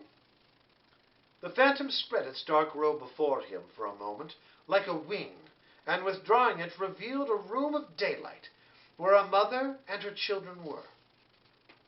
She was expecting someone, and with anxious eagerness, for she walked up and down the room, started at every sound, looked out from the window, glanced at the clock, tried, but in vain, to work with her needle, and could hardly bear the voices of the children in their play. At length the long-expected knock was heard. She hurried to the door and met her husband, a man whose face was careworn and depressed. Though he was young, there was a remarkable expression in it now, a kind of serious delight of which he felt ashamed, and which he struggled to repress. He sat down to the dinner that had been hoarding for him by the fire, and when she asked him faintly what news, which was not until after, embarrassed how to answer. "Is it good," she said, "or bad?" To help him. "Bad," he answered. "We are quite ruined." "No, there is hope yet, Caroline." "If he relents," she said, amazed, "there is. Nothing is past hope, if such a miracle has happened." "He is past relenting," said her husband. "He is dead." She was a mild and patient creature, if her face spoke truth, but she was thankful in her soul to hear it, and she said so with clasped hands. She prayed forgiveness the next moment, and she was sorry, but the first was the emotion of her heart. "What the half-drunken woman whom I told you of last night said to me, when I tried to see him and obtain a week's delay, and what I thought was a mere excuse to avoid me, turns out to have been quite true. He was not only very ill, but dying even then." "To whom will our debt be transferred?" "I don't know. But before that time we shall be ready with the money. And even though we were not, it would be bad fortune indeed to find so merciless a creditor in his successor. We may sleep tonight with light hearts, Caroline." Yes, soften it as they would, their hearts were lighter. The children's faces, hushed and clustered round to hear what they so little understood, were brighter. And it was a happiest house for this man's death. The only emotion that the ghost could show him, caused by the event, was one of pleasure. "Let me see some tenderness connected with the death," said Scrooge. "Oh, that dark chamber spirit, which we left just now, will be forever present to me." The ghost conducted him through several streets, familiar to his feet, and as they went along, Scrooge looked here and there to find himself, but nowhere was he to be seen. They entered poor Bob Cratchit's house, the dwelling he had visited before, and found the mother and the children seated round the fire. Quiet. Very quiet. The noisy little Cratchits were as still as statues in the corner, and sat looking up at Peter, who had a book before him. The mother and her daughters were engaged in sewing. But surely they were very quiet. And he took a child and sat him in the midst of them. Where had Scrooge heard these words? He had not dreamed them. The boy must have read them out, as he and the spirit crossed the threshold. Why did he not go on? The mother laid her work upon the table and put her hand up to her face. "The colour hurts my eyes," she said. The colour? Ah, poor Tiny Tim! "They're better now, again," said Cratchit's wife. "It makes them weak by candlelight, and I wouldn't show weak eyes to your father when he comes home for the world. It must be near his time." "Past it, rather," Peter answered, shutting up his book. "But I think he has walked a little slower than he used these few last evenings, mother." They were very quiet again. At last she said, and in a steady, cheerful voice that only faltered once, I have known him to walk with Tiny Tim upon his shoulder, very fast indeed." "And so have I," cried Peter, "often." "And so have I," exclaimed another. So had all. "But he was very light to carry," she remembered, intent upon her work. "And his father loved him so that it was no trouble. And there is your father at the door." She hurried out to meet him, and little Bob in his comforter, he had need of it, poor fellow, came in. His tea was ready for him on the hob, and they all tried who should help him to it most. Then the two young Cratchits got upon his knees, and laid each child a little cheek against his face, as if they said, "Don't mind it, father. Don't be grieved." Bob was very cheerful with them, and spoke pleasantly to all the family. He looked at the work upon the table, and praised the industry and speed of Mrs. Cratchit and the girls. They would be done long before Sunday, he said. "Sunday? You went today, then, Robert?" said his wife. "Yes, my dear," returned Bob. "I wish you could have gone. It would have done you good to see how green a place it is. But you'll see it often. I promised him that I would walk there on Sunday." "My little child," cried Bob. "My little child." He broke down all at once. He couldn't help it. If he could have helped it, he and his child would have been farther apart perhaps than they were. He left the room and went upstairs into the room above, which was lighted cheerfully and hung with Christmas. There was a chair set beside the child, and there were signs of someone having been there lately. Poor Bob sat down in it, and when he had thought a little and composed himself, he kissed the little face. He was reconciled to what had happened, and went down again, quite happy. They drew about the fire and talked, the girls and mother working still. Bob told them of the extraordinary kindness of Mr. Scrooge's nephew, whom he had scarcely seen but once, and who, meeting him in the street that day, and seeing that he looked just a little down, said Bob inquired what had happened to distress him. On which, said Bob, for he is the pleasantest spoken gentleman you ever heard, I told him, I am heartily sorry for it, Mr. Cratchit, he said, and heartily sorry for your good wife. By the by, how we ever knew that, I don't know. Knew what, my dear?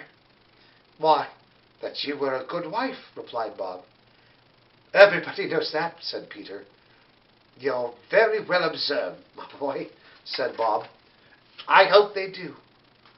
Heartily sorry, he said, for your good wife. If I can be of service to you in any way, he said, giving me his card, that's where I live. Pray come to me.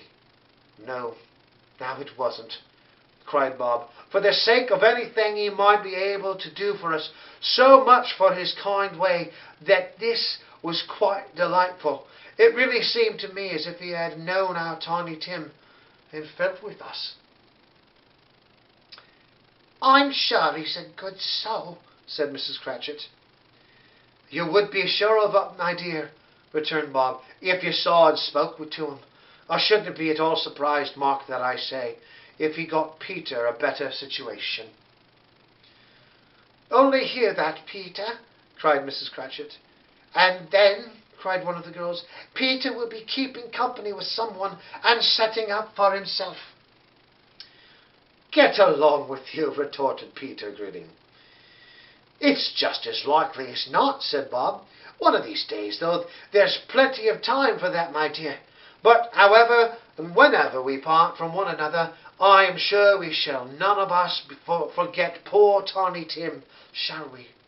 Or this first parting that there was among us. Never, father, cried they all. And I have, and I know, said Bob. I know, my dears, that when we recollect how patient and how mild he was, although he was little child, we shall not quarrel easily among ourselves and forget poor Tiny Tim in doing it. No, never, father, they all cried again. I am very happy, said little Bob. I am very happy. Mrs. Cratchit kissed him, and his daughters kissed him, and the two young Cratchits kissed him, and Peter himself shook hands. Spirit of Tiny Tim, thy essence was from God. Spectre, said Scrooge, something informs me that our parting moment is at hand. I know it, but I know not how. Tell me what man that was whom we saw lying dead. The ghost of Christmas yet to come conveyed him, as before, through a different time. He thought, indeed, there seemed no order in the latter vision, save that they were in the future, into the resorts of business men, but showed him not himself. Indeed, this spirit did not stay for anything, but went straight on, and, as to the end just now desired, until besought by Scrooge to tarry for a moment. This court, said Scrooge, through which we are hurrying now, is where my place of occupation is, and has been for a length of time. I see the house. Let me behold what I shall be in days to come. The spirit stopped. The hand was pointed elsewhere. The house is yonder, Scrooge exclaimed. Why do you point me away? The inexorable finger underwent no change. Scrooge hastened to the window of his office and looked in. It was still an office, but not his. The furniture was not the same, and The figure in the chair was not himself. The phantom pointed as before. He joined it once again, and wondering why and whither he had gone, accompanied it until they reached the iron gate. He paused to look around before entering. A churchyard. Here, then, the wretched man whose game he had now to learn lay underneath the ground. It was a worthy place. Walled in by houses, overrun by grass and weeds, and growth of vegetables, death, not life, choked up with too much burying, fat with repleted appetite. A worthy place.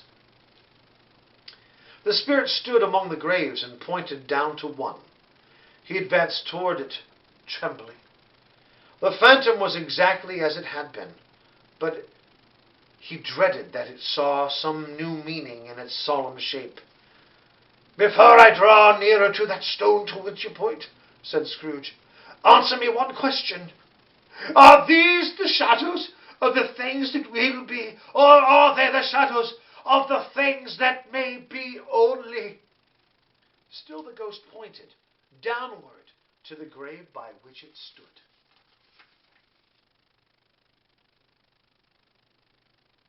"Men's courses will foreshadow certain ends, to which, if persevered in, they must lead," said Scrooge.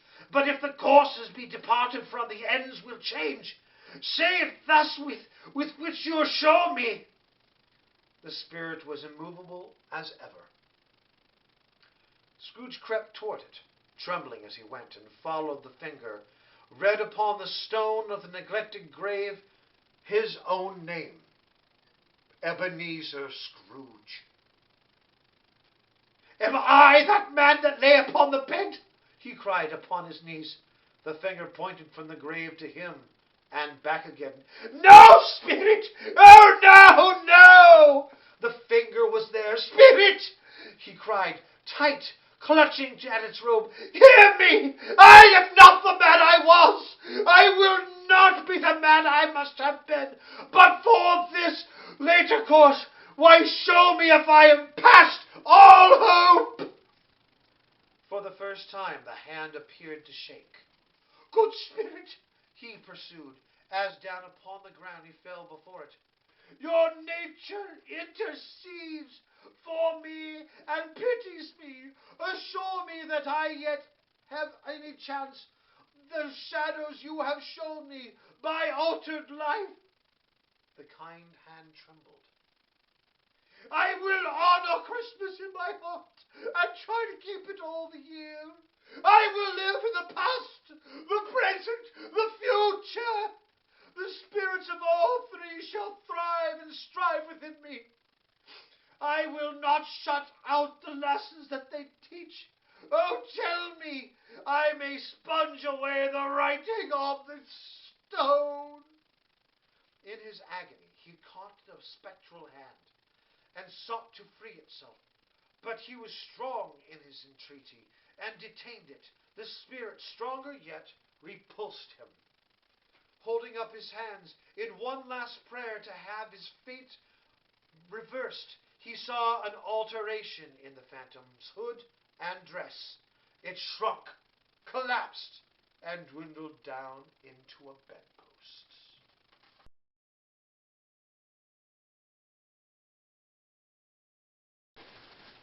Chapter 5. The End of It. Yes, and the bedpost was his own. The bed was his own, the room was his own. Best and happiest of all, the time before him was his own to make amends in. "I will live in the past, the present, and the future," Scrooge repeated, as he scrambled out of bed. "The spirits of all three shall strive within me. Oh, Jacob Marley," and I screwed that up, because that's him keeping on reading. Yeah, except they ended.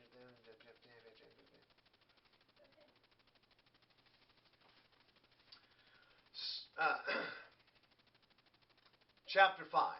The End of It All. Yes, and the bedpost was his own. The bed was his own. The room was his own. best and happiest of all, the time before him was his own to make amends in.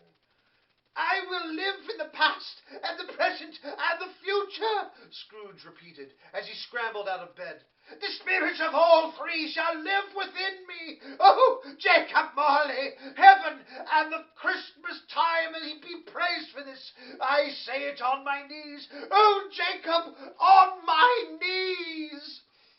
He was so fluttered and so glowing with his good intentions that his broken voice could scarcely answer to his call. He had been sobbing violently in his conflict with the spirit, and his face was wet with tears. "They are not torn down," cried Scrooge, folding one of his bed curtains in his arms. "They are not torn down, rings and all. They are here. I am here. The shadows of the things that would have been may be dispelled. Oh, yes, they will be. I know they will." His hands were busy at his garments all the time, turning them inside out, putting them on upside down, tearing them, mislaying them, making them parties to every kind of extravagance. "Oh, I don't know what to do," cried Scrooge, laughing and crying in the same breath, and making a perfect lampoon of himself with his stockings. "I'm as light as a feather. I'm as happy as an angel. I'm as merry as a schoolboy. Oh, I'm as giddy as a drunken man. A Merry Christmas to everybody. Oh, a Happy New Year to all the world. Hello here. Woo! Hello. He had frisked into the sitting room and was now standing there, perfectly winded. "There's a saucepan that the gruel was in," cried Scrooge, starting off again and going round the fireplace. "Oh, there's the door by which the ghost of old Jacob Marley entered. There's the corner where the ghost of Christmas present sat. There's the window I saw wandering spirits. It's all right. It's all true. It all happened. Oh, Really, for a man who had been out of practice for so many years, it was a splendid laugh, a most illustrious laugh, the father of a long, long line of brilliant laughs. I don't know what day of the month it is," said Scrooge. "I don't know how long I've been among the spirits. I don't know anything. I'm quite a baby. Never mind.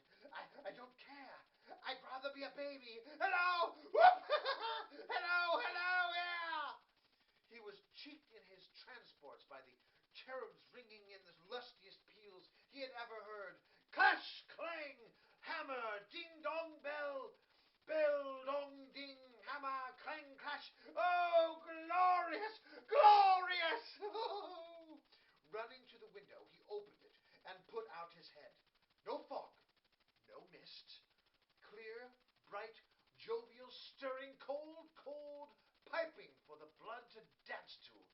Golden sunlight, heavenly sky, sweet fresh air, merry bells. Oh, glorious, glorious. "Oh, what? Today?" cried Scrooge, calling down to a boy in Sunday clothes, who perhaps had loitered in to look about him. "Aye," returned the boy, with all that his might wonder. What's today, my fine fellow?" cried Scrooge. "Today?" replied the boy. "Why, Christmas Day." "It's Christmas Day," said Scrooge to himself. "Oh, I haven't missed it. The spirits have done it all in one night. They can do anything they like. Of course they can. Oh, of course they can. Hello, my fine fellow." "Hello," returned the boy. "Do you know the poulterers in the next street but one at the corner?" Scrooge inquired.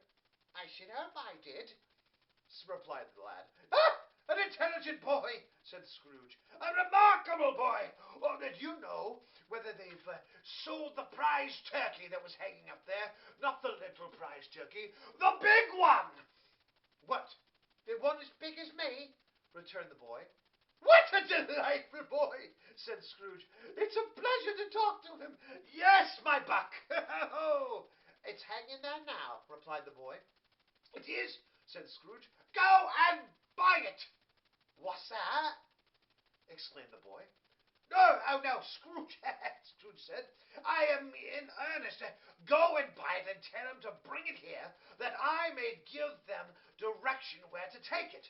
Come back with the man, and I'll give you a shilling. Come back with him in less than 5 minutes, and I'll give you half a crown. The boy was off like a shot. He must have had a steady hand at the trigger who could have got a shot off that so fast. I'll send it to Bob Cratchit, whispered Scrooge, rubbing his hands and splitting with a laugh. He shan't know who sent it. It's twice the size of Tiny Tim. Joe Miller never made such a joke in sending it to Bob's will be. Yes. The hand in which he wrote the address was not a steady one, but to write it he did somehow, and went downstairs to open the street door, ready for the coming of the poulterer's man. And he stood there, waiting his arrival. The knocker caught his eye. I shall love it, as long as I live, cried Scrooge, patting it with his hand. I scarcely ever looked at it before. What an honest expression it has in its face. It's a wonderful knocker. Oh, here's the turkey. Hello. How are you? A Merry Christmas. It was a turkey. He never would have dreamed with his legs, that bird. He would have snapped them off short in a minute, like sticks of sealing wax. Why, it's impossible to carry that to Camden Town, said Scrooge. You must have a cab. The chuckle with which he said this, and the chuckle with which he paid for the turkey, and the chuckle with which he paid for the cab, and the chuckle with which he recompensed the boy, were only to be exceeded by the chuckle with which he sat down breathless in his chair again and chuckled till he cried. Shaving was not an easy task, for his hand continued to shake very much, and shaving requires attention, even when you don't dance when you are at it. But if he had cut the end of his nose off, he would have put a piece of sticking plaster over it, and be quite satisfied. He dressed himself, all in his best, and at last got out into the streets. The people were there by the time pouring forth, as he had seen them with the ghost of Christmas present. And walking with hands behind him, Scrooge regarded every one with a delighted smile. He looked so irresistibly pleasant, in a word, that 3 or 4 good-humoured fellows said, "Good morning, sir, and Merry Christmas to you." And Scrooge often afterwards, that of all the blithe sounds he had ever heard, those were the blithest in his ears. He had not gone far, when coming on towards him, beheld the portly gentleman, who had walked into his counting office the day before and said, "Scrooge and Marley's, I presume." It sent a pang across his heart to think how this old gentleman would look upon him when they met. But he knew what path lay straight before him, and he took it. "My dear sir," said Scrooge, quickening his pace and taking the old gentleman by both hands, "how do you do, sir? I hope you succeeded yesterday. It was very kind of you. A Merry Christmas to you, sir." "Mr. Scrooge?" "Yes," said Scrooge, "that is my name, and I fear it may not be pleasant to you. Allow me to ask your pardon. And will you have the goodness—" Here Scrooge whispered in his ear. "Oh, Lord bless me," said the gentleman, as if his breath were gone. "My dear Mr. Scrooge, you are serious?" "If you please," said Scrooge, "not a farthing less. A great many back payments are included in it, I assure you. Will you do me that favor?" "My dear sir," said the other, shaking hands with him, I don't know what to say. Such munificent—" "Don't say anything, please," rattled Scrooge. "Come and see me. Will you come and see me?" "I will," cried the old gentleman, and it was clear that he meant to do it. "Thank ye," said Scrooge, I am much obliged to you. I thank you 50 times. Bless you! He went to church and walked about the streets and watched the people hurrying to and fro and patted children on the head and questioned beggars and looked down into the kitchens of houses and up to the windows and found that everything could yield him pleasure. He had never dreamed that any walk, that anything could give him so much happiness. In the afternoon, he turned his steps towards his nephew's home. He passed the door a dozen times before he had the courage to go up and knock. But he made a dash and did it. "Is your master home, my dear?" said Scrooge to the girl. Nice girl, very. Yes, sir. Where is he, my love?" said Scrooge. He's in the dining room, sir, along with Mistress. I'll show you up the stairs, if you please. "Thank ye," said Scrooge. He knows me," with his hand already on his dining room lock. "I'll go in, my dear." He turned it gently and sidled his face in round the door. They were looking at the table, which was spread out in great array, for these young housekeepers are always nervous on such points and like to see that everything is right. "Fred," said Scrooge, dear heart alive, how his niece by marriage started. Oh, Scrooge had forgotten for the moment about her sitting in the corner with her footstool, or he wouldn't have done it on any account. "Why, bless my soul," cried Fred. "Who's that?" "It is I, your Uncle Scrooge. I have come to dinner. Will you let me in, Fred?" Let him in. It's a mercy he didn't shake his arm off. He was at home in 5 minutes. Nothing could be heartier. His niece looked just the same. So did Topper when he came. So did the plump sister when she came. So did everyone when they came. Wonderful party, wonderful games, wonderful unanimity, wonderful happiness. But he was early at the office the next morning. Oh, he was early there. If he could only be there first and catch Bob Cratchit coming in late, that was the thing he had his heart set upon. And he did it. Yes, he did. The clock struck 9. No Bob.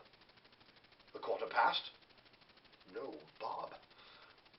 He was full 18 minutes and a half behind his time. Scrooge sat with his door wide open, that he might see him come into the tank. His hat was off before he opened the door, his comforter too. He was on a stool in a jiffy, driving away with his pen as he were trying to overtake 9 o'clock. "Hello!" growled Scrooge in his accustomed voice, as near as he could feign it. "What do you mean by coming in here at this time of day?" I'm very sorry, sir, he said, Bob. I am behind my time. "You are," repeated Scrooge. "Yes, I think you are.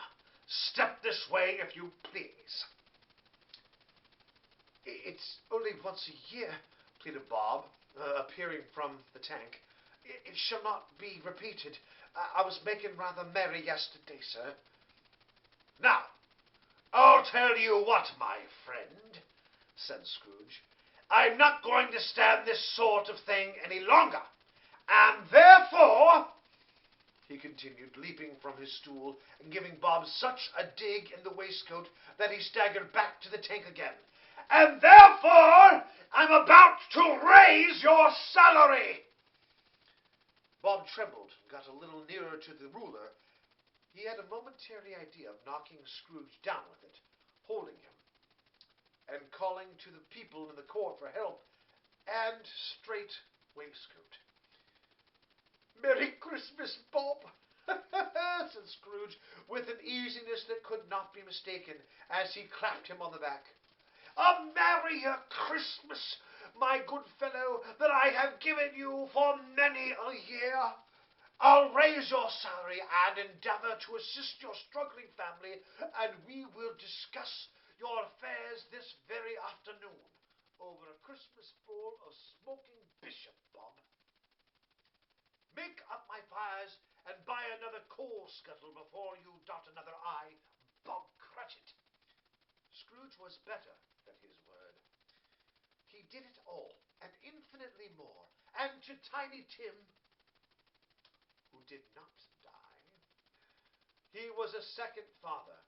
He became as good a friend, as good a master, and as good a man as the good old city knew, or any other good old city, town, or borough in the good old world.